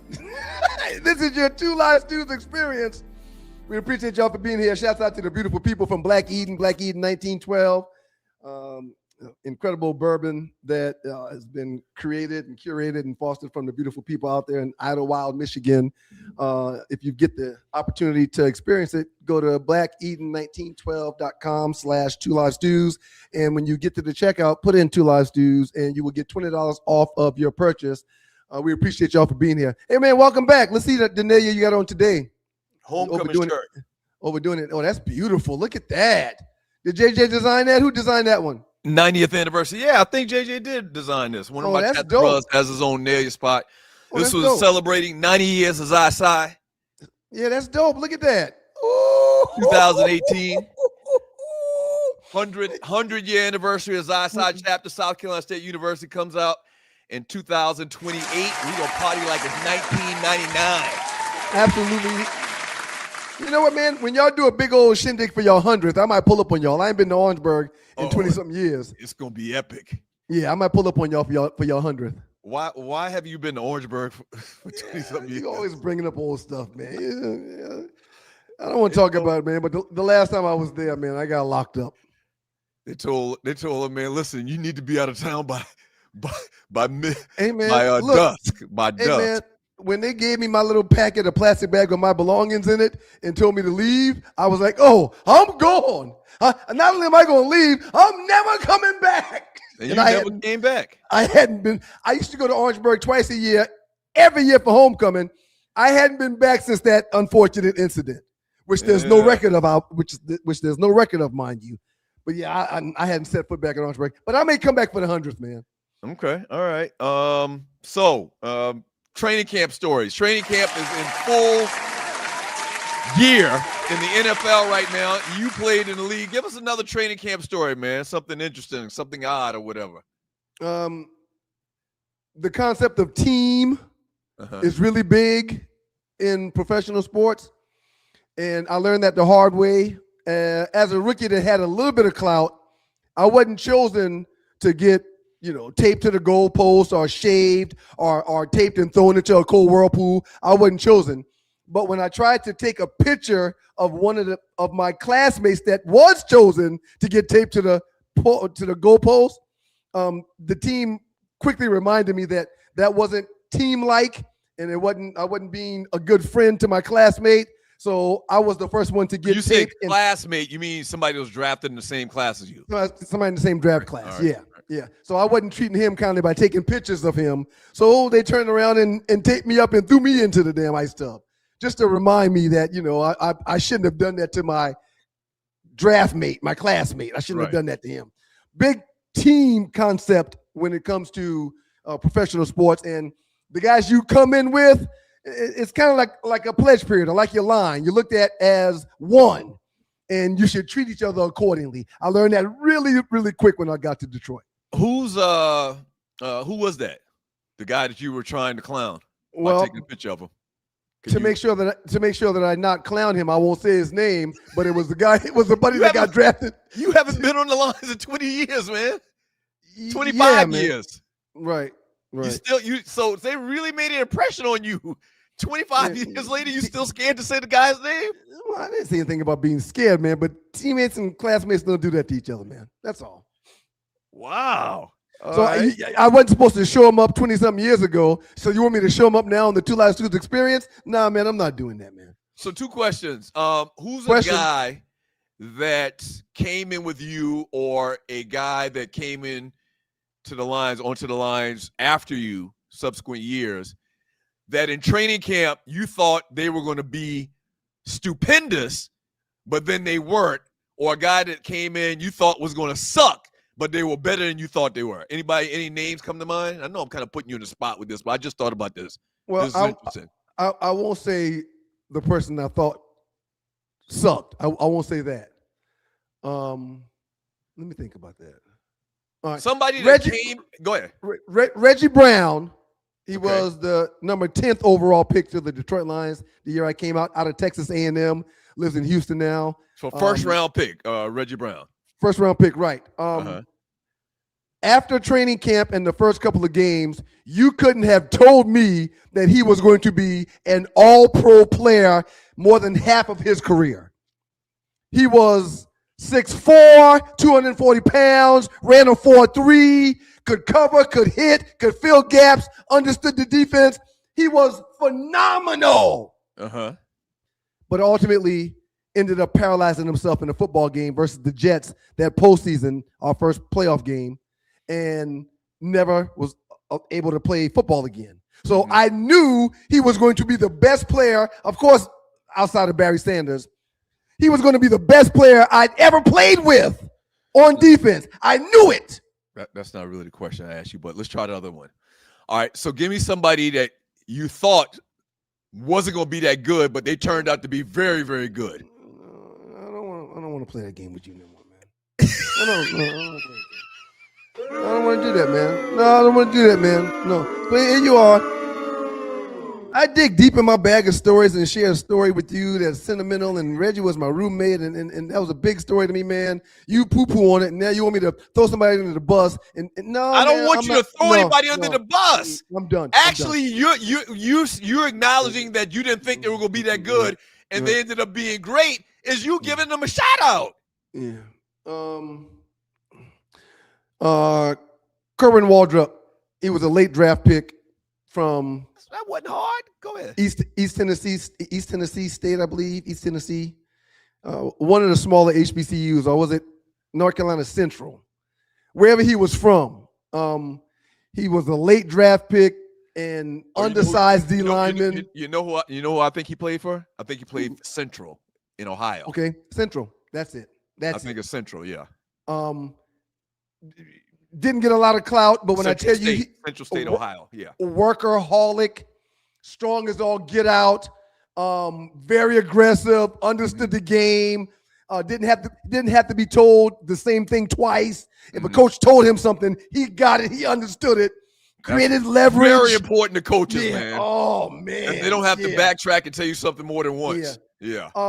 And at 250, 260 pounds, would catch punts and kickoff returns and was begging the coaches to let him return a punt or a kick in a game. Never dropped one in practice. At 250, 260 pounds. He was phenomenal. Last question. Okay. Last question. You're watching 2 Live Studios. This just turned into an interview with Ron Stewart. I mean, you're a resource in this conversation, so I think it's good. Maybe one more question, but this I particular. don't like how you dismiss some of the answers that I give you. I didn't dismiss that last one. What are you Go talking ahead, about? man. Get it over with so we can move on, please. Get it over with. What's something that happened or something that you realized early in training camp that you didn't think was the case when you were coming out of college? And then I got one more. Meaning, what surprised you? Like, did the speed surprise you, or did it not surprise you? Two things. Go ahead. Two things. Okay, this is great. You got two. The speed of the game is mind-blowingly different from high school to college. Uh-huh. But the speed of the game going from college to the pros is beyond mind-blowing. The hole literally opens and closes like that, and everybody does their job within 2 to 3 seconds. It's mind-blowing. The coaches will often tell the rookies as they're in classrooms being taught what they need to do. All right, Stu, you got to fill this A gap. And when the ball snaps, don't wait for it to open and close. Just pursue the A gap and hit the A gap hard as you can, because it's not going to be there long. Right. And to hear that is one thing, but to get on the field and you got to hit that A gap and that damn thing opens and closes before you get there, it's mind blowing. So that, okay, go ahead. That, and everybody talked about how it's a regular job for athletes, and the total novice that doesn't understand sports, they think you're one of these people I'm talking about. You look at sports as it's just sports. Mm-hmm. But it's not sports. It's a job. It's people's job. Whatever you do to make money, that's your job.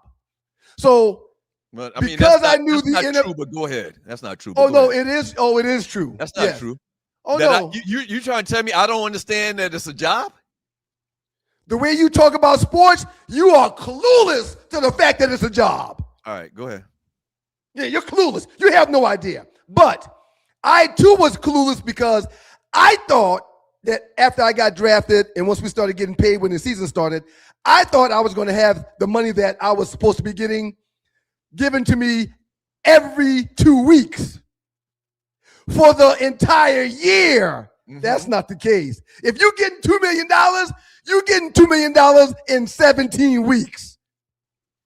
Your agent didn't explain that to you at the beginning? No, we didn't talk about. Or maybe he explained it to you. You just weren't paying attention. Maybe I misheard. I didn't hear him when he said it. What was the act of? Well, 3 weeks in, after I cashed my entire check and go to the mall. You go to the mall with a check and spend it all in the mall? 3 weeks in, when I've got $63,000 at the crib. You had $63,000 in cash at your house? I'm being somewhat facetious. Anyway, somebody's like, "Hey man, yes, ignorant. why do you have?" I just went to your bathroom. I mean, you didn't come from money like that, and our father didn't come from money like that. He probably couldn't explain to you, or he probably didn't look into it. Hey man, I just went to your guest bathroom and accidentally opened the door to your bedroom. Do you know that there's a mountain of money in the corner of your room? That's just ignorant, man. I almost hate you told that story. You should have kept that to yourself. I'm just joking, man. You're not joking. You're not joking. I am. A lot of times you be capping, but I 100% believe what you're saying. Now you're trying to backpedal from it a little bit. Several guys, I wasn't one of them. I was just being facetious. Several guys had mountains of money in their rooms or in their houses, and several guys got checks that they just didn't cash until they had time. They didn't have bank accounts. The Lions called one of my summer roommates to remind them that when he gets his check, he needs to take it to the bank immediately, because we're 7 weeks in and you only cashed your signing bonus. All the other money we paid you every week has not been cashed yet, and we need you to cash them checks. And who is that? Oh, no, I'm not doing that. But yes, so guys get reminded on what they need to do with this mountain of money that they're getting all the time because everybody doesn't come from bread. So that's the point I was about to make. You're watching the Two Live Stews experience. Young men that come from money probably have these lessons taught to them. They probably have had a checking account. They've probably been around money, seen how money's spent, seen how money's invested from a small child. So by osmosis, it's ingrained in them. They learn it. A lot of us come from very humble beginnings to the point where you never even had a checking account.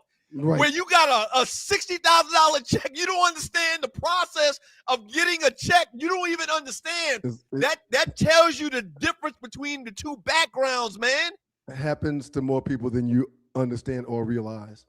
And there's a lot of gambling in the league. That story really kind of is really hurtful. When the industry I'm in as well, is really kind of hurtful to hear that grown men. So you're about 22 years of age at that point, 22, 23. Yep. And to know that you don't have a clue to do with a check, with money, well, that you got cash sitting around in your room. A mountain of it. That's really hurtful, man. Really, to be honest with you. There's often times where someone will be willing to sacrifice a game check because you're gonna get 17 of them. So I'm gonna blow one check. 1/17 isn't that bad if you look at it as it's just 1/17. It is. But to guys on that plane that's gambling and your check is 180 grand, 1/17 at 180 is a lot of money. It's life-changing money. But you can see guys that it's really no big deal because they're going to get 17 more of those. I was going to ask you this, but you kind of answered it in your last response. You're watching the Two Live Stews experience. Ooh, thank you, Mardiddy. Mardiddy's right. Remember what you're going to say. Michael Urban told the story on somebody's podcast about how he kept that first $1 million check that he got on his nightstand to make sure that every girl he brought to his apartment would see it. That's ignorant. He didn't cash it. That's ignorant. That's not ignorant. That's ignorant. It's $1 million. You know, that's going to make you significant money every day. Okay, this is fascinating. But I want to ask you this question. You kind of answered it, and you're watching the Two Live Stews experience. What was the bigger transition? High school to college or college to the NFL? Because for me, this is obviously I didn't play in the NFL, but my transition from JV to varsity was tremendous. Was harder than from tremendous. Varsity to college. Agreed. Like there really wasn't that much of a difference in the speed in college. And once again, I wasn't at a Division I school. Yep. It really wasn't, but the guys were big and fast. Everybody was big and fast. I had a bigger transition from JV to varsity than I did from varsity to college. What about your situation? It took me 2 weeks in the National Football League to understand that I can't think out there at all. I need to be reacting with every ounce of speed that I've got, every ounce of strength that I've got. I've got to be very reactive. Because if I hesitate one step, thinking about where I need to be, thinking about where I need to fit, thinking about who I need to block, thinking about who I need to keep contained, I'm behind. I can't make a play. Right. I cannot. So the coaches will coach you to, even if you forgot what you're supposed to do, whatever you decide to do, you better do it full speed. Because you can't. Because you got to remember now, everybody out there is the best of the best. You got offensive linemen that run the speeds of safeties and cornerbacks. Right. In college, there's some guys that slip in that aren't super athletic. Yeah. No, every single person at every single position in the league was picked out of the other 100. Everybody can run. Everybody's strong. Everybody can fit and replace. No. You don't have any time on the football field in the National Football League to think. You got to think in that meeting room and learn in that meeting room and learn studying film at night. If you get on that field and you're thinking, you're going to mess around and get somebody hurt. Hey, man, that was good stuff, man. See, we need to use you as a resource more. Not a lot of people can say they play in the NFL, man. It's a blessing, man. My body doesn't like it right now. There's a lot of things I've got to do that's changed my life because of this body and this head and these headaches and this neck and this back. But it is a blessing, man. And I do it all over again. I promise you, the colonizers that came in, that were drafted with you, who came from money, who parents have been invested their entire lives and understand investing, I bet you them the league minimum checks that they got 30 years ago, you ain't played in the league in 30 years. I bet you that they're multiplied times 25,000 right now. 25,000. There were a handful of colonizers I can do the math. I can do we don't have time. We don't have time for the math. No, I'm not now, gonna do it right now. I'm gonna do it during the break. There was a handful of colonizers that didn't get the severity of it, but the majority of them did. Yes. What was the league minimum? What was the league minimum back then? I don't exactly remember, man, but maybe 15 grand a week, 20 grand a week. Okay. Somewhere around there. I'll do some math. Up next in the Doghouse with the guys, the Two Live Stews, man. Is it time for the last 48 tree? Thank you very much. We got a real good last 48. And pay attention to when we get back out of the break. The Diesel's going to make some comments that I'm going to want to highlight when we get into the next segment. Yeah, the Diesel. Keep it locked to you guys, the Two Live Stews. Shouts out to the people in Detroit, Michigan, and WGPR. We appreciate y'all for being here. Yeah. Great last 48 coming up, too. It's your guys, the Two Live Stews, and today's show is brought to you by Black Eden 1912 Bourbon, a premium bourbon inspired by the historic legacy of Idlewild, Michigan, known as Black Eden. So whether you're celebrating a victory or raising a glass with friends, experience Black Eden 1912, a taste of history. We always hooking y'all up. As a listener of the Two Live Stews, enjoy $20 off of your online purchase by visiting blackeden1912.com/2livestews and using the promo code 2livestews when you get to checkout. That's blackeden1912.com/2livestews and promo code 2livestews to claim your exclusive offer and experience a taste of history.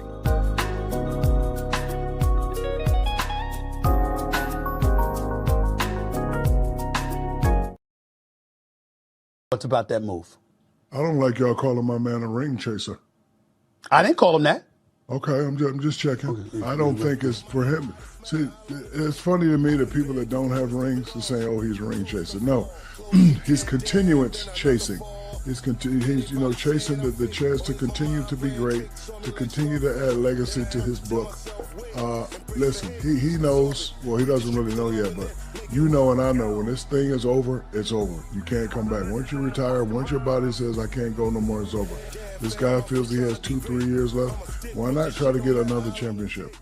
I did it. I did it with Boston. After I won 3 in a row and then won 1 in Miami, hey, towards the end of my career, let me go play with Paul and KG and, be like the, 4th guy and rebound and set picks and, see if I can win one. And, that's what he's doing. However, shouts out to the Big Diesel, someone that knows and understands sports, someone that knows and understands being a pro, someone that was at the pinnacle of his profession that just said after he won a few championships at the end of his career, he chose the Boston Celtics because he thought that's where I could get another ring. Shout out to Shaquille O'Neal for wanting to choose winning over everything else. Boy, I love the Diesel. As a matter of fact, he's one of everybody's favorite players. Your thoughts on what the Diesel just said, Doug? Obviously Shaq's going to agree with it because Shaq played for the Boston Celtics. Yep. Absolutely. But guess what? Yep. Shaq is Shaq. Shaq has been the straw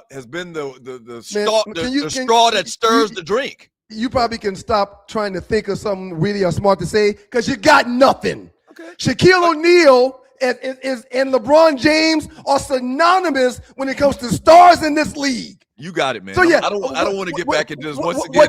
What you're trying to say and trying to think of isn't there. Shaq just told you out of his mouth that he, as epic as he is, was chasing a ring, in your words, at the end of his career. But it's okay for him to do that, right? Because he's your frat brother and because he's Shaq. But LeBron James, he can't do that, can he? Show me the same video with Charles Barkley, Isaiah Thomas, Magic Johnson. No. I showed you Shaquille O'Neal. I showed you Shaquille O'Neal. Right. I'm not showing you nobody else. Right. Calm down. Yeah, Calm down. yeah, Once again, you're yeah. getting back into No. that rage. No, real quick. Like I don't want you to take you're the focus. You're the Do radio, not take the focus off of Shaq. It's Shaquille O'Neal that just said he was chasing rings, and he don't call it that. He's chasing legacy. You're the radio David Banner. You're going to enrage yourself and turn to the Hulk. This is just great. like you showed me that video of Shaq. That's fine. Right. I can show you video of Isaiah Thomas, Kareem Abdul-Jabbar, Magic Johnson, Larry Bird, Michael Jordan, and Dr. J all saying the exact opposite. All guys that played with other all-pro players on their roster. They didn't have to go find or seek out winning. They didn't have to manufacture winning to be a winner. They didn't. They wasn't in a situation where they was going to continue losing. You're way too passionate on this subject. Man. No, I'm not. No, I'm not. No, what I am is right because I know what I'm talking about. So that's what I am. Let me do a little quick math, okay? You said 17,000 a week. Well, say 12 to 13,000 a week for base. You said base salary. As a matter of fact, man, I can find it for a league minimum. For a league minimum. All right. For a league minimum. Yep. Okay. So 13,000. I wouldn't just use 13,000. No. Give me 1 second. And we're talking 30 years ago when you're watching Two Live Stu's Experience. What was the base salary in the NFL in 1996? Damn. This is modern innovation. Go ahead. Yep. That's all it is. All right. As Chitara, my personal assistant, thank you, Chitara, pulls up, she says, for a rookie with 0 credited seasons, that rookie would make $108,000 in 1996. Okay, so 108,000, right? Make it 110 to do easier math. 110,000. Okay. Yep. Back in 1996, 110,000, right? A year. Yep. You could live off of easily back then 75,000, right? Yeah. Oh yeah, no question. Okay, so you got 60,000 left over. You said 110, right? We're saying 110. Okay, so you got $60,000 left over. You could comfortably live off of, once again, that amount of money. So 60,000 for 5 years is $300,000 left over that you can invest. So I'm gonna put $300,000 in this financial calculator. While you're doing that, let me say this. Okay. With the inflation adjustment that needs to be made, in 1996, $110,000 is roughly the equivalent of $240,000 now. Okay. But go ahead and do your math, though. Okay. So you got $20,000 present value, 300 periods of $20,000 originally in 1996 or whatever at an 8% return. Okay. I'm going to hit calculate. You know how much that would have been worth today? How much? You're really about to piss me off, but how much? I don't even want to tell you this, man. No, please tell me. Please tell me. Around $53 million. My Lord. Factoring in inflation, factoring in the time period that passed by, I only did an 8% return. I only did an 8% return. I only did an 8% return. Yeah. Ouch, man. Yeah. Ouch, man. And I did it. I did your salary times 5 years. You played in the league for 5 years, so I took that money. Well, that's more money because every year my salary went up. It went up. Right. Every year salary went up, and I wasn't making 110. I made more than that because I was drafted in the 3rd round. Mm-hmm. That was the base salary I gave you for a rookie. Mm-hmm. Yeah, the base salary for a 10-year vet is $1 million. Right. The number goes up even higher if you've got tenure in the league. The miracle of compounded interest, sir. Let's get to the last 48 minutes because I got to get out of here today. Rule of 72. Yes. Look up Rule of 72. Terry Clark Yeah, look up Rule of 72 and how compounding interest works. It's really a miracle. Well, They call it the yeah. miracle of compounding interest, and it really is. I know that now, but I didn't know that then. You know, Yo, I know that but now.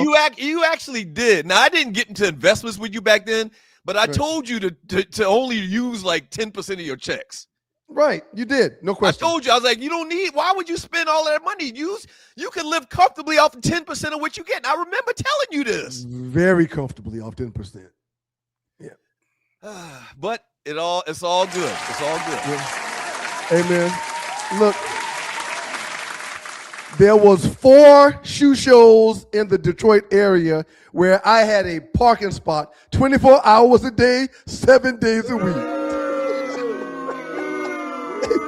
Leave that spot open just in case Stu pulls up tonight. By the way, this is the 85th conclave going on this weekend in Cincinnati, Ohio. I'm showing love to the bros. I wish I would have been tipped off to do it earlier, but when you love your friend like I, when you love your friend like I do, nobody needs to tip me off to important days. Shouts out to the Black Rhinos Mentorship Club with Delta Mu Mu, the chapter here in Atlanta that I'm part of, that we were part of, you were part of. I've been deeply saddened by me not being able to beat you to the clave, so I wanted to honor the bros by wearing some negative today. No one had to remind me. So this shirt is one of the shirts that I've given out during I do a chess class for the mentees every year for like the last 6 years, and this is one of the shirts. We do a new shirt every class at the end of every class, and this is one of them. Last 48, sir. It's very important today. This is a good one right here. Best NBA throwback jerseys ever. And honestly, man, I would pick the rainbow one down at the bottom, but I know I'd be teased by that, so I'm going to go with the dinosaur being on the Toronto Raptors jersey of Vince Carter. We agree. I like the dinosaur. The dinosaur thing was cool. You got a big old dinosaur on your jersey, man. That's dope. Big old freaking cartoon dinosaur, Right. because it's unique. It's unique. It's different. Yeah. I mean, not many teams in the history of the NFL got a big cartoon dinosaur on their shirt. We're going to talk about jersey. We're going to talk about different a little bit later. Maybe I won't be here when you do that, but teams are doing different things now. But let's continue. Yeah, so we agree. The Toronto Raptors, Vince Carter up there. Well, that Nets jersey is pretty cool too. But yeah, I'm definitely going Raptors, no question at all. Second, I would go with the Pistons. I always like graphics. You know, I'm an artsy type guy. Graphics. And when that little era, remember Phoenix had the sun on their jersey with like a tail behind it, like a comet or something. That era, a lot of teams were doing like graphics like that on their jerseys. And like today, I hate the NBA uniforms today. They're so basic. They all look the same. Yep. They all basic is kind of cool too, because think of Penn State. It doesn't get more basic than that, and it's been the same for the last 50 years. But it's a cool uniform. It's basic though. Yeah. So yeah, we both like the Raptors. All right, next one, Tree. You're watching 2 Hour Stu's Experience. This right here is what pisses me off, man. This is shameful, man. It bothers me a lot. The top 10 quarterbacks in the NFL ranked by Fox Sports. I don't know who the hell is Fox Sports. Are they saying like their staff or the football staff or the general managers? Top 10 quarterbacks in the NFL ranked by Fox Sports. Do you agree? This is insulting. Top 10 quarterbacks. So the point is they don't have Lamar Jackson in the top 10. No. They got Drake May, who got his ass kicked last year, and really it was a team effort that got them to the Super Bowl. And Drake May's team had the weakest football game schedule in like a century. Yeah. In like the past century. It was the easiest schedule in the past century. I'm rooting for Jordan Love, obviously, because he is a brother, but he didn't have a good playoffs. He had one of the worst games I've ever seen in my life in the playoffs. Jared Goff, a journeyman. I'll put journeyman tag on him. He's played good the last couple of years, but he ain't better than Lamar Jackson. That's ridiculous. He played good before he got to Detroit. Sam Darnold. When he was a Ram, he played good. Don't come with me with the excuse about Lamar has been injured over the last couple of years. There's nobody ever that played the quarterback position that's been injured more than Joe Burrow throughout their career. And Patrick Mahomes missed last year too, but he's still very high on the list. He didn't play last year. Justin Herbert hadn't done a damn thing. Matthew Stafford, very good player, but he's old as Methuselah. Caleb Williams is young. He really hadn't done a lot yet, but we expect big things from him. But he's not better than Lamar that's got 2 MVPs, should have had 3. Yep. Patrick Mahomes or Josh Allen. Josh Allen ain't done or has accomplished or can't do the things Lamar Jackson should at the minimum be number 2 on this list. Josh Allen is one of the reasons why the Buffalo Bills have not won a Super Bowl. Okay, but yeah, man, this list. So you ever notice these debates about Lamar online? If you go in and read what the Nordics say, they ignore. They'll have stats where they ignore the running part of Lamar as part of his talents and what he brings to a team, and focus on the passing. But then when you pull out, he had the greatest, most efficient year in NFL history for a quarterback. You bring that up, then they'll move away from it. They won't even respond to when you talk about his passing feats. You got Drake May, Justin Hebert, and Caleb Williams on this list, but you don't have Jalen Hurts, a guy that's got a Super Bowl and a guy that's been a Super Bowl MVP. He's not on this list. Should have won 2 Super Bowls. Should have won another one. Man, stop it. Yeah. Stop it. But you know what? This is who controls the pen, controls the minds. And Burrow hadn't played an entire year, his entire career, other than that one Super Bowl year where he lost. But he on this list as high as number 6. Who does our Uncle Donnie hate more, Josh Allen or Joe Burrow? Josh Allen. Our Uncle Donnie hate Josh Allen. And it's for the same reasons why we debate. We talking about this right now. Yeah. Like they have christened this guy like the savior. Yeah. Yeah. And he's not done nothing really. Shouts out to Brian Hill, 6609. He said, I'll take Purdy over Hebert or May. And that's correct. I agree 100%. Yes. Why wouldn't you? Why wouldn't you? All right, we got to move on, man. I would love to do one more before I get out of here. Next one. You're watching This is right here. This is blatant right here. This is proof. This is something that you could pull up and be like, it's some BS going on. Look at this. Show your friend this and say, man, look at this. Show your friend. Pick a friend and show him this list. Oh, boy, this is a tough one. All right, so in the hood, what happened? You watching? It's coming back. Experience. Yeah. This is a tough one right here. All right, so in the hood, who was more heartless? So you got Nino Brown, Bishop, Rico, Knucklehead 2. I don't know. Was that dude's name in Menace Society? Knucklehead 2? Clearly, that was his name. O-Dog from Menace. And Knucklehead 2 wasn't Menace. Knucklehead 2 was Boys in the Hood, right? Boys in the Hood, right. Yep. So you got Rodney from Baby Boy. That character, that character Tupac played in Baby Boy was kind of creepy. That's Snoop. Tupac wasn't in Baby Boy. No, I meant Snoop. Okay. Rodney. All right. Okay. Yep. Mm-hmm. Uncle Ice from what was the name of that? I couldn't think of that one last night. Paid in Full. Paid in Full. Good. Paid in Full. Very good. Very with good. With Cameron in it. I'm guessing Rocket is Colors. I don't know what movie he is. Junior. I don't know what Junior's been in. And Debo, obviously, in Friday. And God. Do you remember that movie LL played in? No, I don't. But I want to talk about this because we have to go here in a second. Okay. Sir. In Too Deep. In Too Deep is the movie LL was in. I don't even remember seeing that movie. I know the movie, but I don't remember even watching it. Bishop's character gave me nightmares for quite some time. Oh, yeah? Bishop in the way Tupac played Bishop, which was he was reenacting himself, really blew my mind. So I'm taking Bishop. I think I would go with you, too. He was creepy as well. Every time they'd open up a door, he'd be standing there. He'd be right there. Like, man, what's the matter with you? Stop following me around. Right. No. And second, I go with Alonzo. Denzel played the hell out of that character, man. He did. He did. Hey, man, y'all have a safe weekend. Be careful in them streets.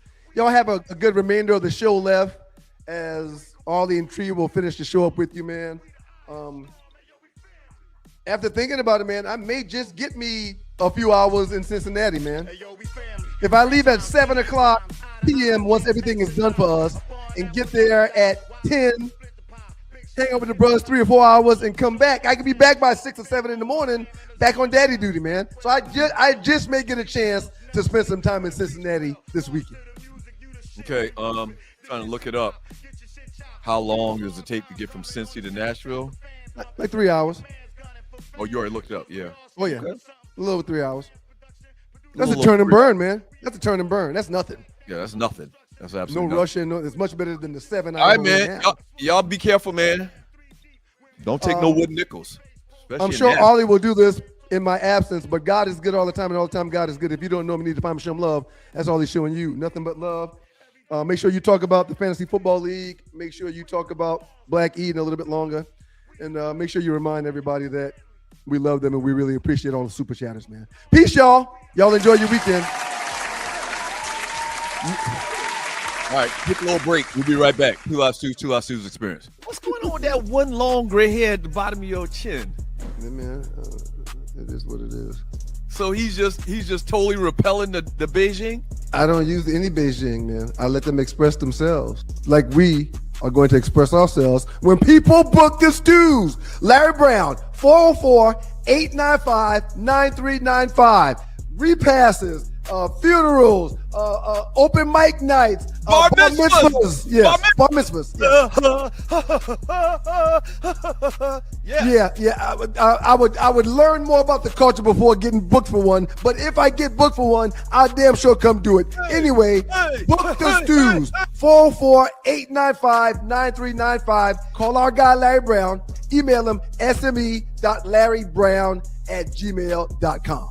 Tailgates, strip clubs, scripper clubs. We do it all. Dropping the kids off at school, picking the kids up from school, going to the kids' school for recess. We do it all. Draft parties. Oh, yeah. We do it all. One thing we didn't mention, or we forgot to mention, so let me mention it. 4 small feet.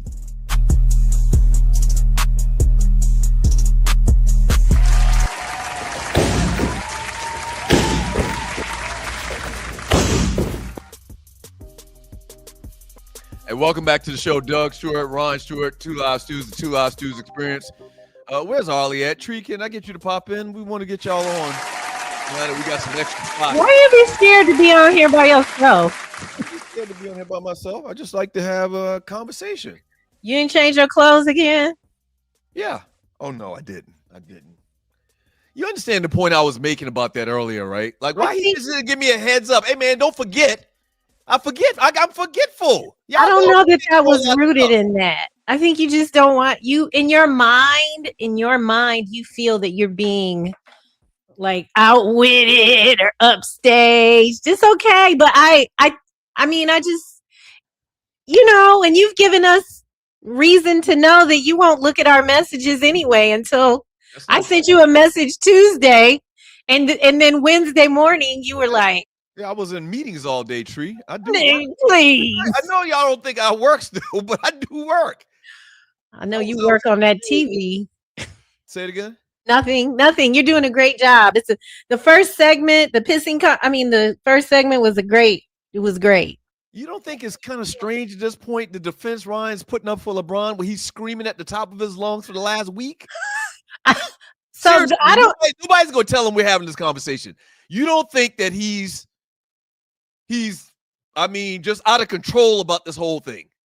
Everything surrounded around that question he dropped in the first segment was around showing why he feels like LeBron is in the right and taking $50 million less money. So you think the poll question was not really rooted in what you? No, it was rooted in trying to make him right. It's trying to make him right. Now, I'm saying this now because he wouldn't give me a chance to say these types of things because he cut me off. It's rooted in him trying to prove or trying to say that LeBron is right and he's smart and he's the greatest basketball player ever. It has nothing to do with do we want to win championships or do we want money? It has nothing to do with us. You know that. I guess I do agree with you, especially when you said earlier about giving away money to Nabiscos as a black man. Yes. I do when you put it like that, because I'm also about making your own choices. And consequences doesn't necessarily mean something bad will come out of it. But when you put it like that, yeah. And despite popular belief, I am a LeBron James fan. Right, He's done a lot of little questionable, lame Doug, things throughout his career. No, I don't I think- am. I'm a fan. I don't think you've shown ever that you were a fan. Hey, real but- quick, God, what happened to Ollie? She must have to go use the bathroom or something. Story number 4, trending story. What? Number Whoa. We gotta finish the last 48. What? Oh, we still got the last 48. Okay. And this is great. I wish Ollie was here to See, this is. Go ahead. I wish Ollie was here to join in the conversation. This is right up her alley. Okay, she'll be back. I don't know. Favorite couple: Darius and Nina from Love Jones, Quincy and Monica from Love and Basketball, Lance and Mia from Best Man, or Sydney and Andre from Brown Sugar. I don't remember even seeing the movie Brown Sugar. I don't remember that title. I don't remember that title. I got to go watch that this weekend then. You remember Brown Sugar? Absolutely. Okay. Yeah. Maybe I did see it and I'm just not putting it together. Nicole Ari Parker was in it. I think Boris was in it. I think Queen Law. That might have been a different movie, but yeah, I remember Brown Sugar. Okay. Absolutely. So who you going with? Your favorite couple? I thought this was very easy. Darius and Nina.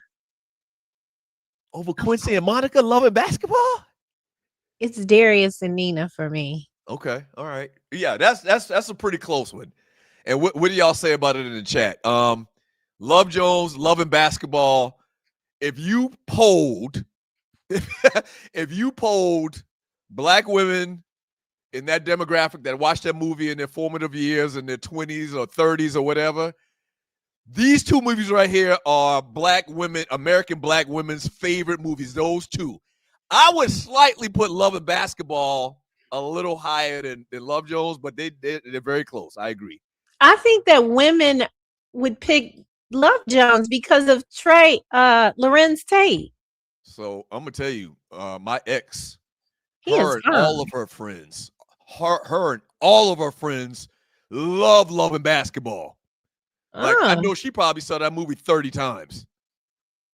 Wow. Love and Basketball, they're both good. They're both good. They're both very, very good. So shout out to them. We definitely need Ollie on to talk about this last one. I can't call her because then it'll push her out of the studio. Okay. If she puts her phone on do not disturb. You want me to wait? Nah, let's go ahead. I'll tell you what, let's wait till Ollie gets back because I do want to talk during that. Let's talk about trending topic number 4. The Buffalo Bills got a new uniform. Okay. I wish Ron was here to comment on this. Oh my goodness. But this is the Bills' new alternate Nickel City uniforms. Okay. So basically, it's a shout out to the heritage of the city of Buffalo, industrial roots and steel, manufacturing and hard work. Thus the nickel color, and the Buffalo logo on the helmet is impact, is a streaking logo, a larger buffalo with a sweeping red streak meant to represent speed and power. This is the new Buffalo Bills alternate uniform that they're going to roll out this year. So it got me thinking, top 10 NFL uniforms of all times. Who's your favorite NFL? Now you know. What's your favorite NFL uniform? Just say Falcons. Doug. Just say Falcons. I mean, yeah. I guess that's what I would say. I don't feel that I pay enough attention, but I did like the Saints. I did like the Saints. Anything with black. Hold on, Tree, stop. You shouldn't say Saints. We live in Atlanta. Here she go. Girl, please come in here and rescue us. Tree. Don't say don't No. say you like anything Saints living in Atlanta. Just a heads up. Okay? While we have okay, yes, sir. So you're a Falcon fan. You live in Atlanta. So you say Falcons. Yes, sir. Ollie, what's your favorite NFL Falcons. uniform? Falcons. My favorite uniform, of course, we can't. I used to like Outside of the Falcons. outside of the Falcons. We're in Atlanta if you're new to the show. I like the Denver Broncos because I like the orange. Oh yeah, that was nice. Okay. All right. It's a So color. I asked talked about it. Antonio Ingram, my assistant, give me the top 10 uniforms voted on by Black Americans between the ages of 45 and 60. That's pretty much the prompt that I'm giving it for everything now. Your Coming AI in is right. coming in at number 10, the Buffalo Bills. Number 9, the Eagles. Number 8, Kansas City. Number 7, Chicago. Number 6, the Chargers. Number 5, the Dolphins. Number 4, San Francisco. Number 3, lower than I thought, the Dallas Cowboys. Number 2, the Pittsburgh Steelers. The number 1 jersey, so says Black American football fans between the ages of 45 and 60, is the Oakland Raiders. Well, they're the Vegas Raiders now. It's black and gray. Las Vegas Raiders. Mm-mm. If you notice, the Raiders, the top 3, the Raiders number 1, the Steelers number 2, and the Cowboys number 3, their jerseys basically are the same as they were 50 years ago. Like they're the anti-NBA. The NBA jerseys change all the time. Uniforms change all the time. A lot of teams, I would say 75%. You got like the Green Bay Packers, and you got teams like all of these teams. They keep their same uniform. It's all in marketing, I guess. They don't want to change. They keep it old school. I love it. These people saying black and silver, not gray. Well, I surely did say gray. I was like, this black and gray. It's so boring. It looks gray to me too. That's what I call it too. Now, once again, I love the Falcons all black, but I also like the Carolina all black. You know, Carolina is my home team. Yes. The Carolina Panthers are South Carolina and North Carolina's team together. They share in the ownership. So I would go with Carolina, the all black Carolina uniform, and I like old school. I can go back to the Houston Oilers with the baby blue uniforms. I like their little. I'm thinking logos, but I forgot their baby blue is pretty. Okay. Carolina blue. So Arlie, speaking of outfits and uniforms, and I want to get Tree's opinions on this too, even though she went to PWI. The hottest trending story on the internet and black internet is Alabama HBCU Tuskegee University announces a new dress code banning bonnets, do-rags, and other casual attire in certain campus settings as the university's president encourages students to dress more professionally. Now, if you've seen this story pop up on your timeline, it's been very hot over the last couple of days. I'd say 90% of the people understand this. I think 100% of people that went to HBCUs understand. But there's a contingent of people out there. Why can't they wear their bonnet and their pajamas to class? What? You trying to restrict black culture? Black culture, wearing your pajamas and your bonnet to class ain't black culture? What do you think, Ollie? You know how I think. Well, let me say this. I do not. I'm old school. I'm the girl whose grandmama used to make you wear your stockings and your slip. So I understand the need to be free, but I also value. I get sick, and I do not like bonnets at the airport. I feel like I should do a Dr. Seuss. No bonnets at the airport. No bonnets at the bus station. I'm sick of it. I can understand. Like I love loungewear, and some of my loungewear looks like it's like a little jogging suit or something, so I could get away with it. But we went to school at a time, not mine, but right after us, them kids was putting on heels going to class. Like they was sharp. Yes. I'm picking up jogging suits off the floor. Okay, shake it out, smell test, put it on, run to class. They were getting like I went to Jackson State one time to visit. I was like, oh, y'all get dressed up to go to class. You look back, and times change. But if you look back at some of the pictures from like the 70s, the 60s, and the 50s at these HBCUs, they're wearing ties. Yeah, they're wearing ties. Okay, all of the skirts. Yeah. And so I just think you can't get too far away from what's accepted, behavior. I mean, really, why would there even be a debate about this? And Dr. Batmite, you said that. I don't know if that's true, what you said about there's no correlation between what you wear, because there's a reason why, and I know some of that reason is economical. They don't want kids to pick at each other, so you focused when you have to wear uniforms as kids. I don't think my children should be able to express themselves. I hate uniforms. No, that helps everybody just kind of, let's focus on what we're here to focus on. What do We're you not say, here to Tree? focus on other stuff. What do you say, Tree? So I was going to also speak to this. There's no evidence that students' clothes have zero effect on performance. So I do agree to leave. I do agree that there needs to be some order.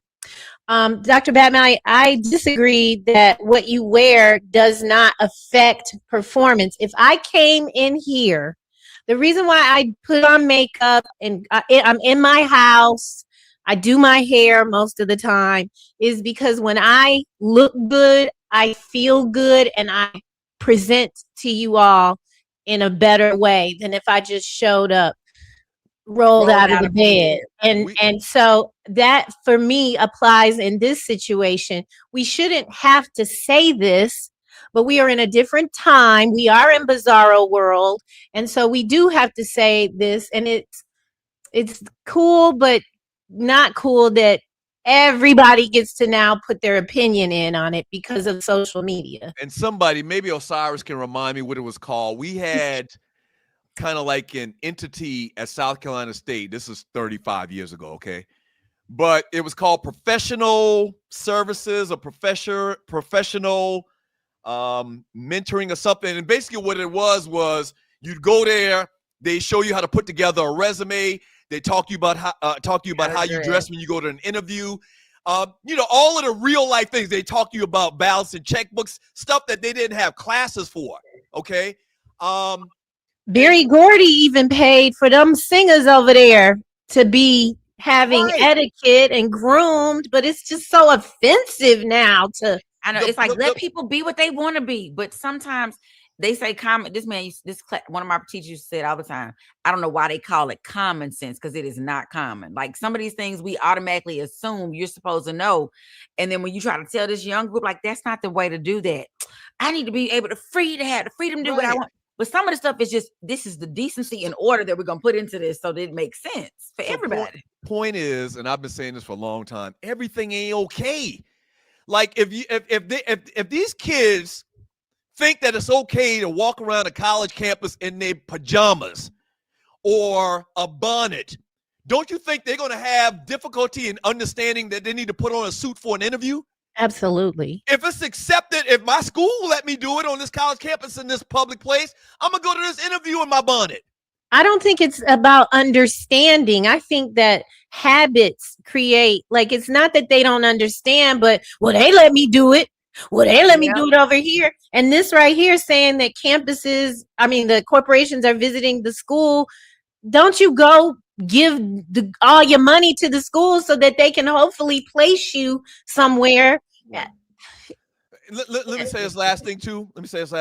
I interviewed at least 10 people. The goal was to interview 10 people a week for a year and a half with New York Life.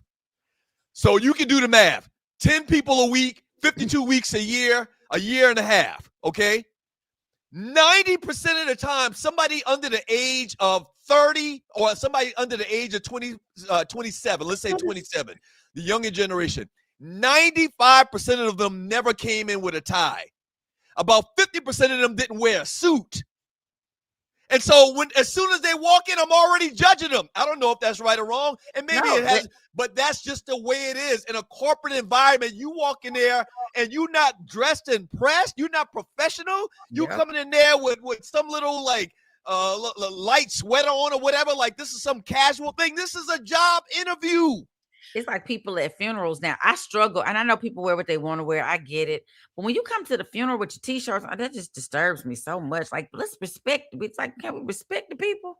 I do think the jobs interview thing is a culture. I'm just going to say it. I think that the way we were raised, Black people were raised. I'm asking you, Doug, when these people would come in khakis and what are those polo shirts to job interviews? Mm-hmm. My experience, I'll say this, is that it was always the Caucasians that would come very relaxed and because Black people have always we have to go above what they do. And so that's what's all the dressing up is really about. When we would get dressed up on Sunday, it was the only day they would leave us alone. So we're down in the park having picnics. I don't know another word. Right. And we dressed up because that was our time. Church was our time. So this is embedded in us. And yes, things do evolve. We can help them along, you know. Right. I just don't think that what they don't want to listen. Doug, something you said earlier about the culture. Let's leave alone. I don't understand why we want our culture to be the most negative thing ever. Yes. Why we can't have it should be a part of. No, that's not my culture. I was raised to be the best of the best of the best. Because you gotta be. It don't matter. And because they're gonna push the. And our parents wanted us, my daddy's philosophy in our house was each generation has to be better than the next. So you need to always strive to be better. Yes. Why do we want our culture? Give us our room to be free to do what we want to do. Why is what you want to do the most negative, degrading, non-good thing possible? And why wouldn't you want to do what it's the rules? I don't like rules. I am the biggest, I don't like them either, but just do it. Just do it. It's really or go somewhere it's else. Really sad that we have to talk in these terms about being twice as good, but it's a fact. And I think and this is why I love my HBCU so much, man, is because they tell us the truth. They tell us the truth. If you go to an interview dressed like that, you're not going to get the job. You're not even going to get the opportunity to talk for the job. Let's keep it real. Let's be real. And we want to always say, well, that's not fair. We also have to understand that men can do some things that it shouldn't be this way, but there are men that can get away with things that women can't. There are people that look like this, they're going to get away with things that we cannot. We know that if you know that's where we're starting, then why would you put yourself at an additional deficit? Hey, listen, this is a great point by Julius 29C, who went to South Carolina State with me. He says, you know how bad it is for a school to have to implement a policy because you can't do the bare minimum. For them to make a big deal out of this and come up with policy means that it was out of control. What that says to me is that it was so out of control with these kids coming to class in bonnets and pajamas that they had to put something in writing. That's how bad it was. Can you imagine? That means we were like, I go in the grocery store now. 9 times out of 10, I go in the grocery store. It's a young black lady in there with a bonnet and her pajamas on. At the minimum, pajama pants. And I'm like, what? I'm with you, El. Girls would never be seen outside like that. My grandmother would have, if you couldn't, when your role, like one time I went to my grandmother's, I had on leggings and a t-shirt, and that's a normal thing we wear around here. My grandmother said, oh, and this was like 2 years ago. You gonna wear your pajamas out to where you going? I said, no, Granny, these are not my pajamas. This is leggings. And she just stared at me for a while. Oh, it looked like pajamas to her. Hold on. I went back in that room. I put on a sundress. I came and said, oh, you look so much better. That's so much better. I could not convince her that was not pajamas. Yeah. So, I had an instructor, frat brother. He was our frat brother, Dr. Leon Myers. Rest in peace. You could not go to his class with shorts on. Now, keep in mind, it's 100 degrees in South Carolina when them kids get back to school, right? In the spring or in the fall. Mm-hmm. You walk in his class, he cussing you out. If you don't take your ass out of here and put some clothes on, they just didn't play about stuff like that, man. And everything ain't all right. That's the problem. And you know what else I hate too? And I got to move on. This bothers me so much. We've talked about this before. That term hating. Like that term hating has so much weight and it's come along in the last 20, 25 years. Oh, you just a hater. You just a hater. Anytime they want to do some type of BS, they call you a hater. No, that used to be called giving constructive criticism. Like constructive criticism today is hating. You can't hate on anybody, quote unquote, hate on anybody. You're the bad guy for telling somebody the truth and keeping it real with them. I hate that about us, man. I hate that about us. I think we use it for, we just use, it's just is like. Is that us though? Or is it, Is it it's all the younger? I don't know that that's a color thing. I don't know that the colonizers are throwing around the term hater in the way that we do in our I don't community. hang with them, so I don't know. Well, I don't think so. I don't But know. Doug, I feel like They've they been- would, because what they're good at is repurposing. Like they take a term and then make it negative. So instead of saying they hating, like, oh, y'all are just woke, y'all doing la la la, it's always something else. So I don't know. I think they massacre our words into something else. We call it hate and they call it Right. So let's unpack the poll real quick. Let's do that, and then we'll do the picture of the day, and then we'll read the chat and go home. Should athletes sacrifice money to get those rings/titles? 63% said they would take less money. And I guess, Ryan, one of the things I tripped them up on earlier today in today's did not show. trip him I up. don't know about You did that. not trip him up, I sir. thought You he was sounded really crazy. getting in you, but Yeah. So at you. one of the things that I tripped him up on earlier was, I guess it's a difference in the money. So if you're taking a little bit less money, that's different than taking a lot less money. And the example that I gave him about, I can't remember what the example was now that I gave him. He said he's going to take the money. I can't remember what it was. I can't remember what it was. It was about we were talking about athletes who played a long time and made a lot of money. Now I can go chase a ring, as opposed to no. But there was an example that I gave where he said, "I'm taking the money," and I can't remember who it was right now. He'll say something in a minute. Yeah, he'll say something in the chat. But what's y'all thoughts on this? So let's use the LeBron example, because that's what this was all about today. LeBron, in effect, took $50 million or $45 million less than what he could have gotten from another team, even though he's a billionaire. $50 million is $50 million. Do y'all agree with Ryan? Do y'all agree with me? Do y'all agree with less money people in this poll? What's your thoughts? I picked less money, but I also agree. I can't remember who said it earlier in the chat, but it was right before you asked the question about these billionaire owners. I'm going to take, if I am LeBron James, I'm going to take the less money to go get the check, because look at the bottom. I have all the money already. Like, what else? It's almost like, do you want to be, what's his Tesla boy who just hoarding all this money, or do you want to do something good with? He ain't doing nothing good. He just, now I'm a trillionaire. Now what? Right. Go do something. I mean, I don't know. So Well, I would take money. But if I'm a poor new rookie on the scene, I'm probably looking at how much money, how can I maximize my generational wealth? Now And that just I've get gotten to out that place, there. right now I've gotten to that place, because I promise you, Charles Barkley always talks about the fact that as great as he was, he wished he had a ring. There are many, many players that we know they deserve rings. Look at the bottom. I Is he a saw it. ghost? He's a freaking Just ghost. keep his face like right there. I don't know how to make it. I'm gonna figure that out. Two things. $50 million is $50 million. I just talked about this the miracle of compounding interest earlier. $50 million could feed all of the homeless people in your city.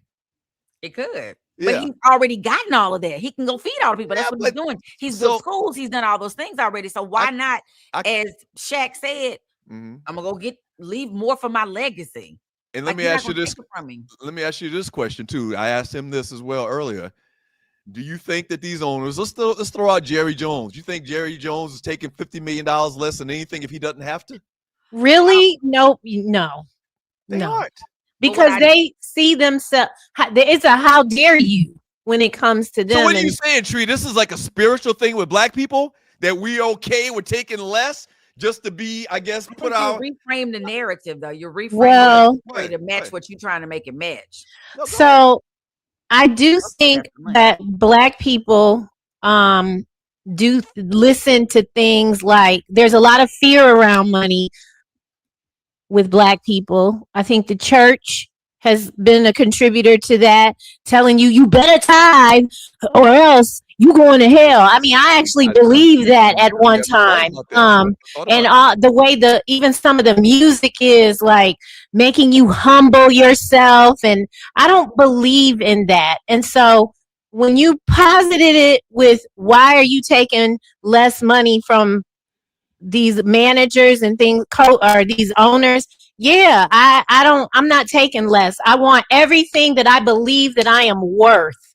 And so when you see someone taking less that's black, in me, it does trigger like, you don't know your worth, you don't know your value. Right. But that's me. Right. That's me. So you think he should have gone to a team to make the most money, just to play out his years, just to go? We ain't got nobody around me to support me getting nothing. I'm here so I can play. Well, they're really two different conversations to me. One conversation is Julius. There's one conversation of him going to team up with other players, that the culture of the NBA of the older guys don't like that. They don't agree with that. And the other is a black man taking $50 million less money in America. I'm never going to get that. I don't care how much money he has already. It doesn't read because well. That $50 million compounded 8%, 9% a year for 50 years is going to be over $1 billion. Okay, and he's the guy is a phenomenal person. He's opened up schools and charter schools and this, that, and the other. Obviously, he's a great guy. He's doing a lot of philanthropic things in the community. I get it, but I just don't. But my whole point goes back to you think Jerry Jones and these owners would do the same thing for you? They wouldn't. But I don't think he took less money for them. He took less money because that was a choice he made. I think that's where he wanted to be. Yeah. Like, I want to play with these dudes. I want to say I had this opportunity, not cowering. I'm gonna take a cut so you could keep. He had choices. He could have taken the most money and not had it. Like, but with all of them doing it now, it's setting a precedence, I think. Maybe. Yeah. Now your point, Arlie, if I'm trying to get in and get on, I mean, as a narrator, like at one point I'm doing $50 PPH. Now, I just cringe that I even took that. And men make more money than we do. It's a whole thing, but you will do whatever you got to do to get to where you got to go. In this case, I think it's what you said.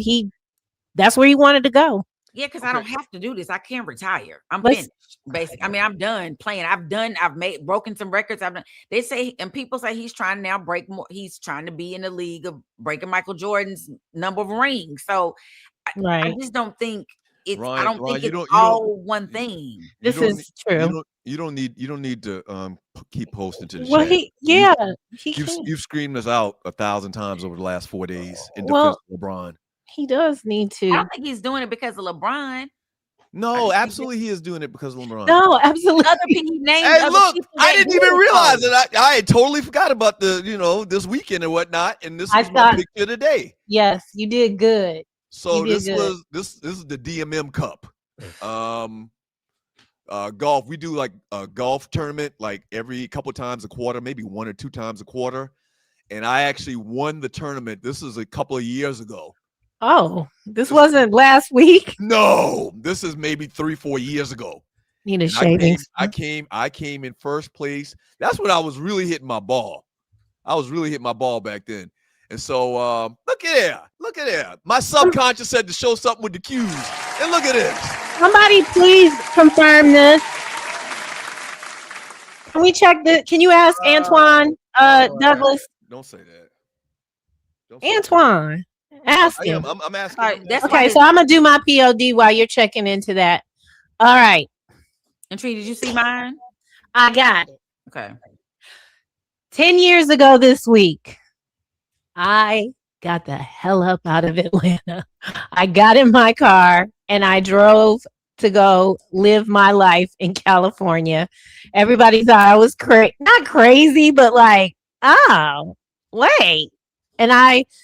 And so I left, I got divorced, and this is some pictures when we first got to San Francisco, me and Kayla and Cameron.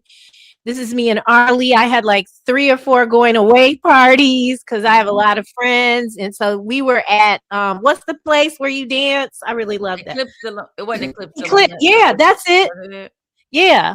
And this is me and Arlie. This is me and T-Dub and Nicole and Kelly. And I just look at these pictures. Facebook will remind us of stuff. And I just remember being more like devastated like hurt. I didn't know how I was gonna make it. And I'll be a water walker because she had so much faith in what she was about to do. I was like, oh my God, you just happened. But she was ready. I was just putting a lot of smiles, but I was hurting so bad. I never wished divorce on anybody. But now, I'm not going to cry. Everything works out. Everything works out. That's it. That's my POD. All right. Let's see ours. Way to survive and thrive, not survive. I will thrive. survive. Oh no! So cliche. So, Oh my God. We don't want you to do that. He doesn't. Okay, so I was looking through my pictures trying to find my POV last week and realized that almost every year for like 3 or 4 years straight, I saw a tree in the month of July. It was somewhere between like July 23rd and July 30th. So that at the top, that's 2025. The one in the middle with it says 2024, and then the one on the left is 2023. So it's 23, 24, 25, and then that's a picture of us from Seersuckers. I was trying to find this picture, just the two of us over here on the right. So I was like, I see tree every something about July when we get together with our people. Most of those people are our Impact Praise Team members, and so that's at different events where we try to get together and just remember. So I Remnant, shout out to them. The pictures that I showed were in July too, of me and you. So the only reason we have missing years is because I was in California. Yep. That was you was in Cali. She going back to Cali. So I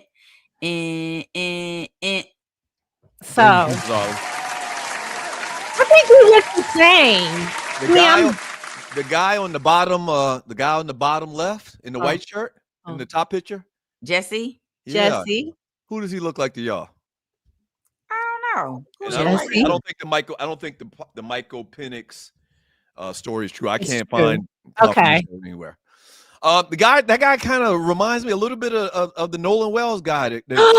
Yes. Oh, he does have a little without the afro. Jesse is my son. Have y'all heard that recording that audio specialist did in breaking down that audio of the phone call that those kids did to the police department? Yeah.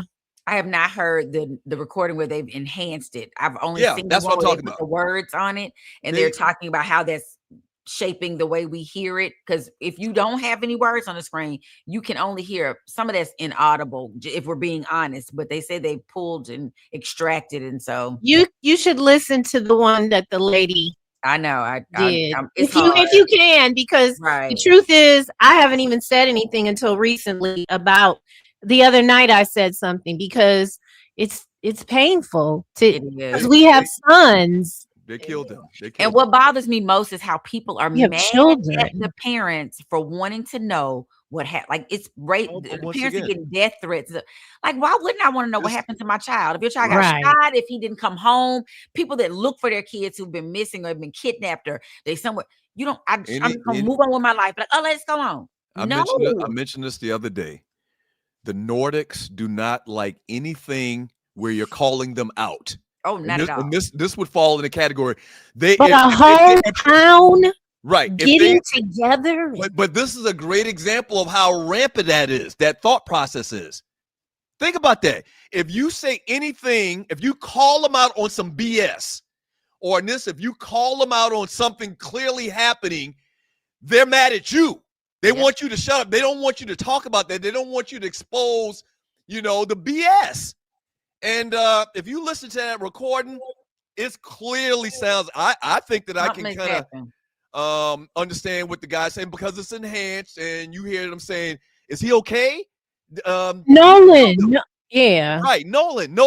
Wake up, and I'm sure they're gonna say, "Well, you can't go by that audio," but this lady is paid. The person that did this is this is her profession to break down that type of audio and to clean it up and yada yada yada. But then they're going to disparage her because this is one of the greatest. I think this is going to end up ultimately because I watched a lot of Law and Order.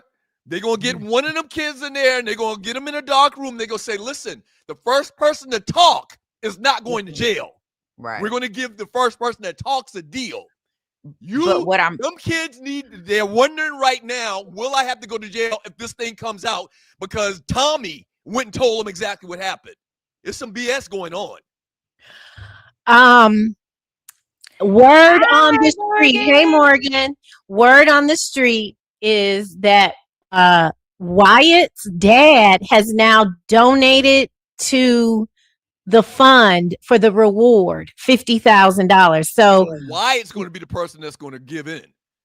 Well, Wyatt's mama his stepmom is the one that's the judge. The judge, who again, I posted this. Me and this mama them two mamas went to high school together. She even wrote in there, like, I went to high school with his mother and our hearts go out. Heifer, if you went to school with me and you know my son didn't come back home and you didn't come say nothing, you let your child take He didn't phone. go to the funeral. Girl, Right. Girl, That's the other part of it. You just said it just now. You're acting so guilty. It's not even funny. If this was your friend and you had nothing to do with how he died, why would you not go to the funeral? And None why of them went to the funeral. Because they already know how he. You can't come to my child's funeral. I wouldn't want them there. Do not do that. Right. But they should have attempted. They should have attempted. If this is their BFF, if this is their best friend, they should have made some effort. But I'm gonna tell you what it's gonna do. Ollie, hold on. Let me say this one thing before you make your comment. If they had nothing to do with it and they aren't lying, they would go to the funeral. You understand what I'm saying?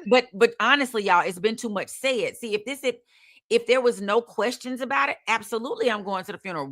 If the mama and daddy had said, "Oh, my baby drowned," and we went on with life like nothing happened, of course I'm gonna show up. But 2 days in, we're now calling foul play. We got Ben Crump in.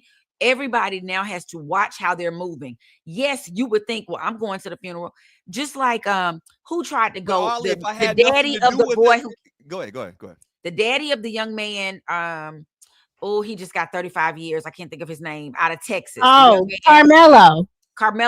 Anthony. So the gentleman who was murdered's dad tried to come to like the vigil and all this stuff, and them people would not let him. They said that was a telltale sign right there that we on the opposite end, like your son did the damage. You just have to be careful about how you move. Part. I agree with you, Ryan. They would have been there. They would have been outside. Okay, I don't want you in my funeral, but they would have been outside holding some flowers or something. But see, then people would have said that's performative. Y'all just trying to look like y'all. No matter what they did, but it don't matter. It doesn't matter. It doesn't matter. It doesn't matter if it's performative or not. Yeah. People think there's performative or not. That's I didn't have anything to do with it. I don't know how he died. I would go to his funeral because he was my friend. Yeah. I don't care what people think, or do they think that I'm acting or whatever, trying to, act innocent when I'm really guilty? If I know in my heart and in my head I had nothing to do with this, and it's my friend that I grew up with, why would I not go to the funeral? It leaves a bad taste, because it feels like they're trying to test us. So when the Rodney King verdict came down, we thought that they would got. And so we thought they would get what they deserved. Yes, I like that much better. And when they didn't, our response was not, they weren't prepared for that. And so in this case, it feels like they're going to push, case closed. And that Mississippi burning. I think what happens, what has been on my heart that I think is going to happen is that one of those children, like Doug said, they're going to give in, they're going to testify, whatever. But there's going to be some technicality, like they didn't have, he was under, because they're all, those are all 18-year-olds. So they don't have to have an adult present, but you still got to read them the rights and do all. There's going to be some technicality that child is going to get off on, because they don't want little Robbie to go to prison with all those big black burly men. Oh, we're scared. So we're going to figure out something. Or they're going to be like, you got to go do a year. And then we're going to appeal. Because that girl that had Katie. Yeah, she's appealing everything. She didn't kill that boy on purpose. Drove him into the car, whatever. No, not Katie. This is I'm sorry. This is a case where it's a white and the young man is half black, half white. Her boyfriend, and she killed him. Yeah, they figure it out. And I feel like you can't tell me as a parent that I shouldn't want to know what happened to my child. And now you mad at me because I want to know. Be careful, Shedrick. Arlie, may I ask you a question before we move on? Is it true that as a district attorney, a prosecutor, you have the option of pressing charges or taking it to the grand jury? And then when you take the evidence, you take what we don't get to know what evidence you present to the grand jury, and you get to present it in whatever manner you want to maybe sway them from. Well, to kind of help with that, though, they have to present the facts. And this has been such a public case. They said there's some things they haven't let come out yet that we haven't seen, so that when they do present it, because you have the option to present it or not to the grand jury. Right. This public outcry is forcing them to present it, because they probably wouldn't have presented it. They would just be like, okay, we're going to go on. We're not going to worry about it. You're new to the show. Ollie went to law school, too. But that prosecutor could just say, F a grand. So if she just, it's her not saying, Arlie, you're coming in for question.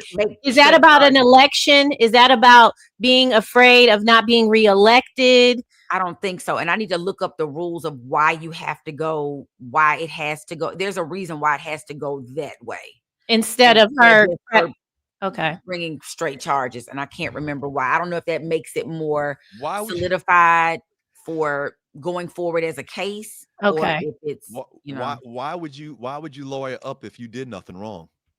Well, let me say this from a person who my brother has had some legal issues. Probably have. We've had legal issues before. Everybody's had them. Sometimes, because there's a mess down in University of Miami. Well, that's the way they read the article. That's where they wrote the article, but that wasn't altogether true with some Kappas.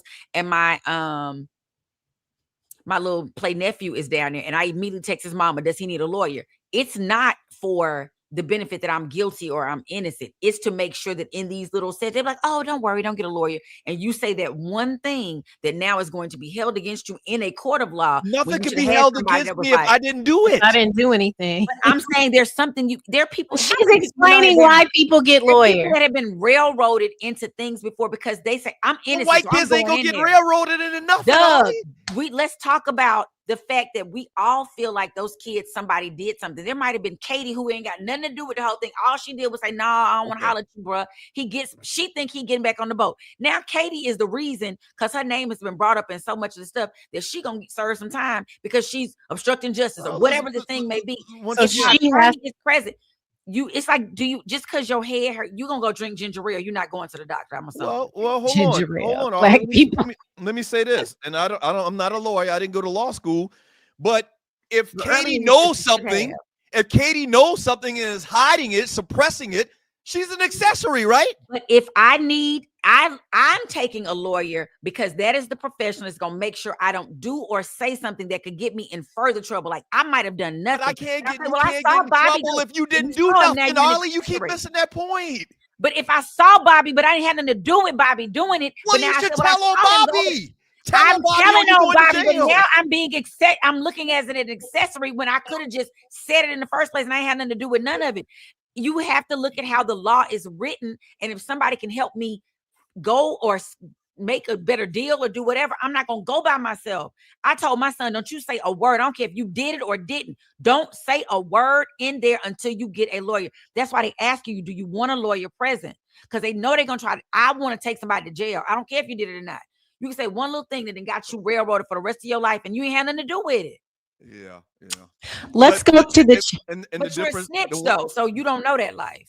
They're gonna always get you straight. The difference is that would be accurate if you're talking about black kids getting railroaded. If everything was flipped and it was a bunch of black kids and a white kid that died, I would agree with you.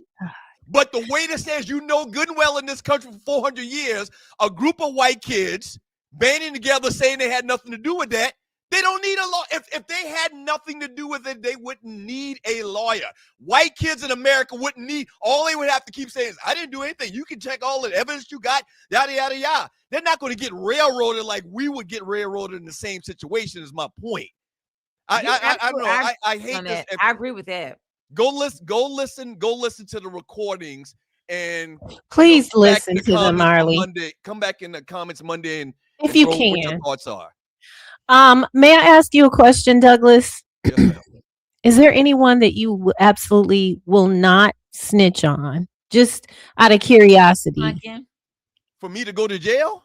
No, listen, who in your life, if you knew they did something, is there any person that you have a loyalty to where you wouldn't So deep. tell on them? I would plead the fifth with my mother and my kids. Okay. Yeah, That's I would good plead- to I would- know I that would there's plead somebody. the fifth. I would plead the fifth. Right. Not 'Cause your- everybody else, I'm telling. He No. did. Even Ryan? I'm not putting my mom in jail. No, Ryan. You're not gonna tell on Ryan. He gonna No, I tell on plead, I Ryan plead before the Ryan fifth for Ryan did too. it. Yeah, him too. No. Yeah, you too. Oh yeah, that dude that is my brother that I'm supposed to protect and love. Like Yeah. I'm going. I told my child if I want to tell y'all why I was thinking about it. Y'all know the lady Miss Rachel, the big YouTube sensation. Yes, The white lady. Yes, She she said- spoke out against it, and of She course they did. don't get her. She was like, "I don't care if you cancel me. If this situation was reversed, y'all know good and well it would not have happened the way it's happening. Them black kids would have been in jail. They would have Yes. been handcuffed to that damn boat. First of all, how you get a boat? Let's just go there. They want to know how you got the boat. They don't care nothing about how you even get a boat because I ain't got no boat. You ninja with a boat. So Ryan From barely Til- made the list. I Ryan just, did not make the list. I We just put wasn't him on including there. him. I mean, that's what you call, of course. Yeah, you use the phrase "of course" with that. Of course, I'm pleading the fifth. I'm not lying, but I'm pleading the fifth. Let's Ryan read got paid. these donations from Till Dog 12. Ollie, Thank you so Ollie, can you much. stick around, Ollie. Yeah. Okay. Yeah. Yeah, we need another person along. I wasn't. Well, we kind of never mind. Okay, yes, Doug. From Till Dog 12. Thank you so much. Good morning, Stu's, Arlie Tree, Dogs and Poodles. Giving Thursday. Let's go. We appreciate you. Doug, get your stuff ready. I'm looking for it. Now, Sean Oh, Mims was oh. very. You said get your stuff ready. I know. Mm. Wave. You gotta get stuff ready. One of y'all's people Treat. DM me yesterday talking about, are you going to be at the Clave? No, I'm not going to be there. But next year, You're going. we going to be there. I want to tell you and Doug that I watched The Polygamist. Oh my God. You watched the whole series? I just finished. I literally stayed up all night the other night. Just was like, I mean, I was angry. I was Big hip, I thought, yes, and that's what I bad body. And you made like a woman over here sexing. I mean, just sexing everything. I mean, just All in the damn. So I Ollie, sing a song. He got to have a golden penis. He got. you- to It must be. it you're got to be you're a thespian. You understand how the politics of this thing works. He was probably the best actor they could get. So they took less of a looker to have a better actor. You know, He kinda got like tons of yeah. titles behind his name. Right. That's what I'm saying. He's a good actor. He's a good actor. He's just not. He wouldn't be the man I would think that was pulling the ladies like that. But So all the Ollie, women thumbs had, up, thumbs down. What's your It was thoughts? good. It was good. I It thought was good. I very wasn't good. as disturbed by the words and did the Match up. But her voice, she reminded me in the lead character, the wife, Joyce. Joyce reminds me on sometimes they have her made up. She would kind of remind me of Cheryl Lee Ralph. Did she Mhm. remind anybody else? I thought Kelly A little bit. Price-ish. Her face. And again, she's been acting for many, many, many, many years Really too. good actress. Really, really good. So thumbs up to The Polygamist per Arlie Michelle. Right. We're all. I mean, I in think the her own right. storyline. Right. So now we can all, if we Oh, ever my have God. a moment. I thought it was great. I mean, it shocked me because, when I first realized that they were doing these subtitles or whatever, I was like, okay. But by the time we got to the end of the first episode, I'm like, I'm in. And I just watched the I probably watched 5 episodes the first night I started I watching. watched 19 episodes straight. Yeah, it was good. Oh. It was good. Not because it was so good. I was up trying. Y'all know I have a thing about trying to put stuff together. It takes me forever to put because they don't give you words anymore. They just give you pictures, and you trying to make sure you don't drill a hole that you can't undrill. Were you putting together some shelves or something? I was putting together some shelf, this thing to go in my bathroom. Lord, that took me literally about 7 hours. I swear to God. But I was watching TV and doing it at the same time, trying to pay attention to the picture and make sure I had it was like A through Z with the screws and little pieces that go, and then it was 1 through 19 and 13 got 3 and 14 got, you got to put them together and make sure. It was a lot happening. So, but I fixed it. I made it. Okay, From so Sean we got a Mims. bunch of messages. Yeah, I need to do it because I got to go in a minute. Sean Mims, owners still raise prices on parking and tickets. Sean Mims, y'all was lighting him up today. Okay. Sean Mims, players pawn them rings. Gil Ben told y'all. Yeah. Who is Gil? I wonder. Gilbert Arenas, he's probably talking about. Oh, okay. Yeah. Leave him alone. Sean Mims, thank you, Sean. Thank you so much for your contributions. Owners not giving TV networks no discounts. That's true. I don't know. Sean Mims, Shanahan, 11 days, Tigers, instant coverage. Shanahan, 11 days, Tiger, instant coverage. Anybody want to take a stab at that? Shanahan is the coach. Oh, I think what he's referring to is Shanahan, the coach of the San Francisco 49ers, caused an accident, didn't admit to it until 11 days later. When Tiger got in the same situation, coverage. It was instant coverage. That's the point he's making. Y'all are so good. Sean Mims, thank you again. Brunson in New York, he will get his money back in endorsement. I understood that one. Hopefully, he's saying that. I can't imagine that he didn't gonna have the key to the city at this point because he put them on his. I mean, he was balling. Yeah. Shannon and Ocho said they needed to hit to get ready. They needed a hit. Sex. Maybe. Oh, okay. Maybe that's what he's talking about. Yeah. Okay. I thought they weren't supposed to have. Appreciate all the donations, Sean, man. Appreciate Sean Mims. Thank you, Sean. Jerry told owners to pick Fox over CBS. Watch the documentary. Jerry is a racist. Everybody know it. He don't want to play black players. He do all of that. Sean Mims, you on a roll. Sean. Thank you, Sean. Come on in. Jerry picked Miller and Pepsi while others had Bud. He took the better deal. Watch the doc. Right. Okay, so there's a Jerry. There's apparently a Well, Jerry. that's the point. I brought up Jerry Jones's name earlier. Jerry Jones ain't giving nobody no discount, especially Jerry Jones also wants discount. to win, and that's why he's doing what he's doing because he wants the championship. Jerry really don't want to win. You don't think so? No, it's been 30 years since they went to a Super Bowl. And so, what would be the reason he doesn't want to win?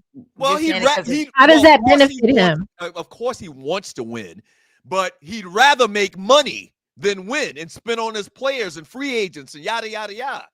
But isn't he always right at the cap? Isn't he always right at the cap? And he's having to find creative ways to pay some of these players to, I don't know get around it. Say he don't know that man's business. Sean Mims, thank you so much. Bring back payphones and house phones. No evidence, baby. It was no evidence.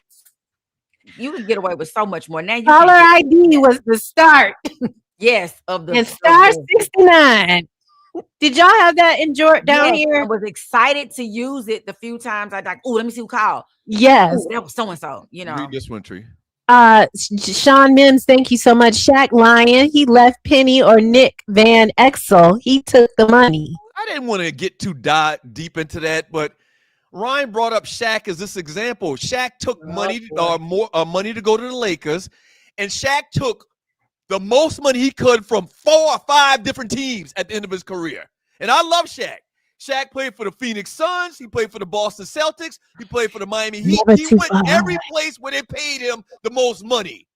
Don't think Shaquille O'Neal ain't trying to take the most money in any regard. He is. Ryan Stewart is never too far away. He said, oh, now Jerry don't want to win. Just ignore him. From Loose Neck Side, thank you so much. Dirk lost in 2006 and got his revenge against the Heat in 2011. His loyalty was rewarded by not ring chasing Mavs for life. And listen, and I've said this before, once again, for the record, chasing a ring or switching teams a bunch of times at the end of your career, for me, from what I remember, historically has been acceptable. Okay. LeBron had himself on a different plane when he did it so early in his career. I don't think anybody really, even the examples that I just gave for Shaq, when Shaq did it at the end of his career, nobody was calling Shaq a ring chaser. I don't remember that. I don't remember when Akeem played for the Toronto Raptors and Patrick Ewing played for Orlando. I don't remember the term being thrown around their names of being a ring chaser. It's a little different. Changes the picture. Now that's you with what? Who is that with? Oh my goodness. So that's The picture.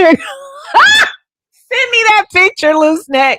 That is me turning the stream off and you doing whatever you were doing on Saturday. Man, I was so happy about Saturday. You don't understand. Nick is hilarious. He just be picking pictures. I don't know how he changes. I can't figure out where to go to change mine that fast. Right. From Loose Neck. He says Stefan Diggs got dude in his phone under the name Dixie Crystals.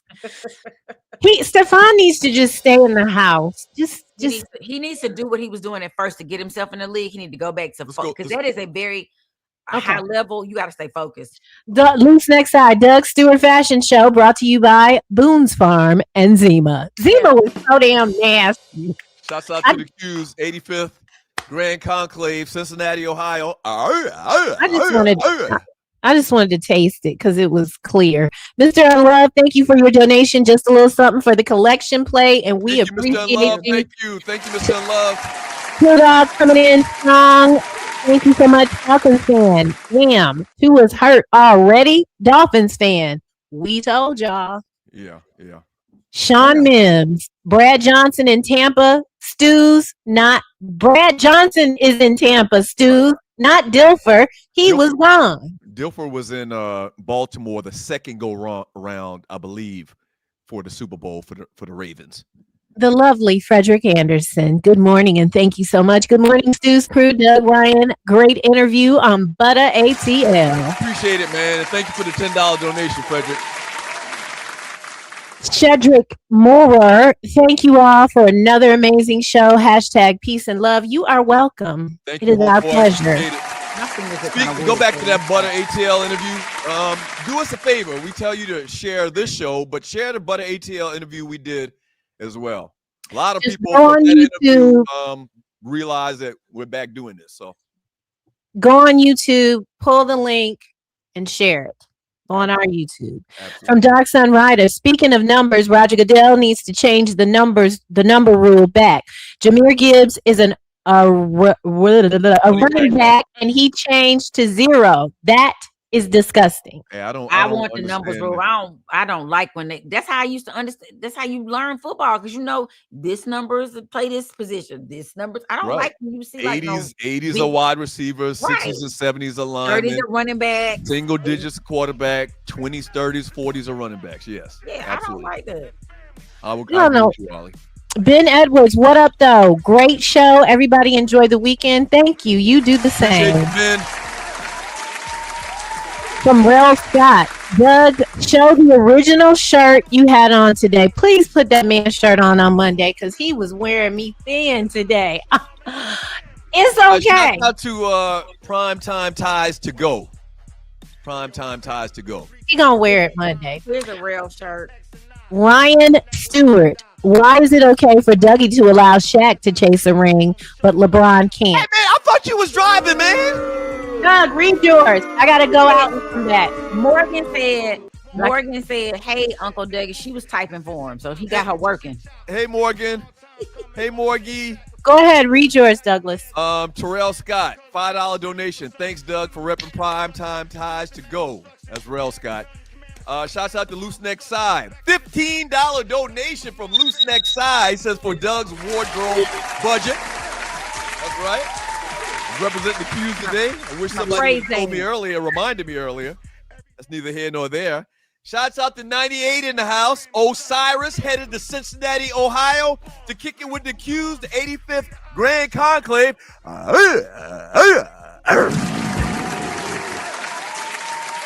Y'all be careful up there, bros. Headed to Ohio. And Jonathan Walker, $20 donations. J-Dub Motorsports. J-Dubs Motorsports. Thank you so much. The music won't play, y'all, but we need to start wrapping up. Black Diamond, a little something for the building fund. Black Diamond. Thank you, Black Diamond. We love you. We love you. We love you. We love you. Yes, Black Diamond. Hey, girl, hey. Take us out. That's it? Yes, because I'm going to go out and come back because the music isn't playing for some reason. Okay. So we out of here. I hear it. We'll be back on Monday.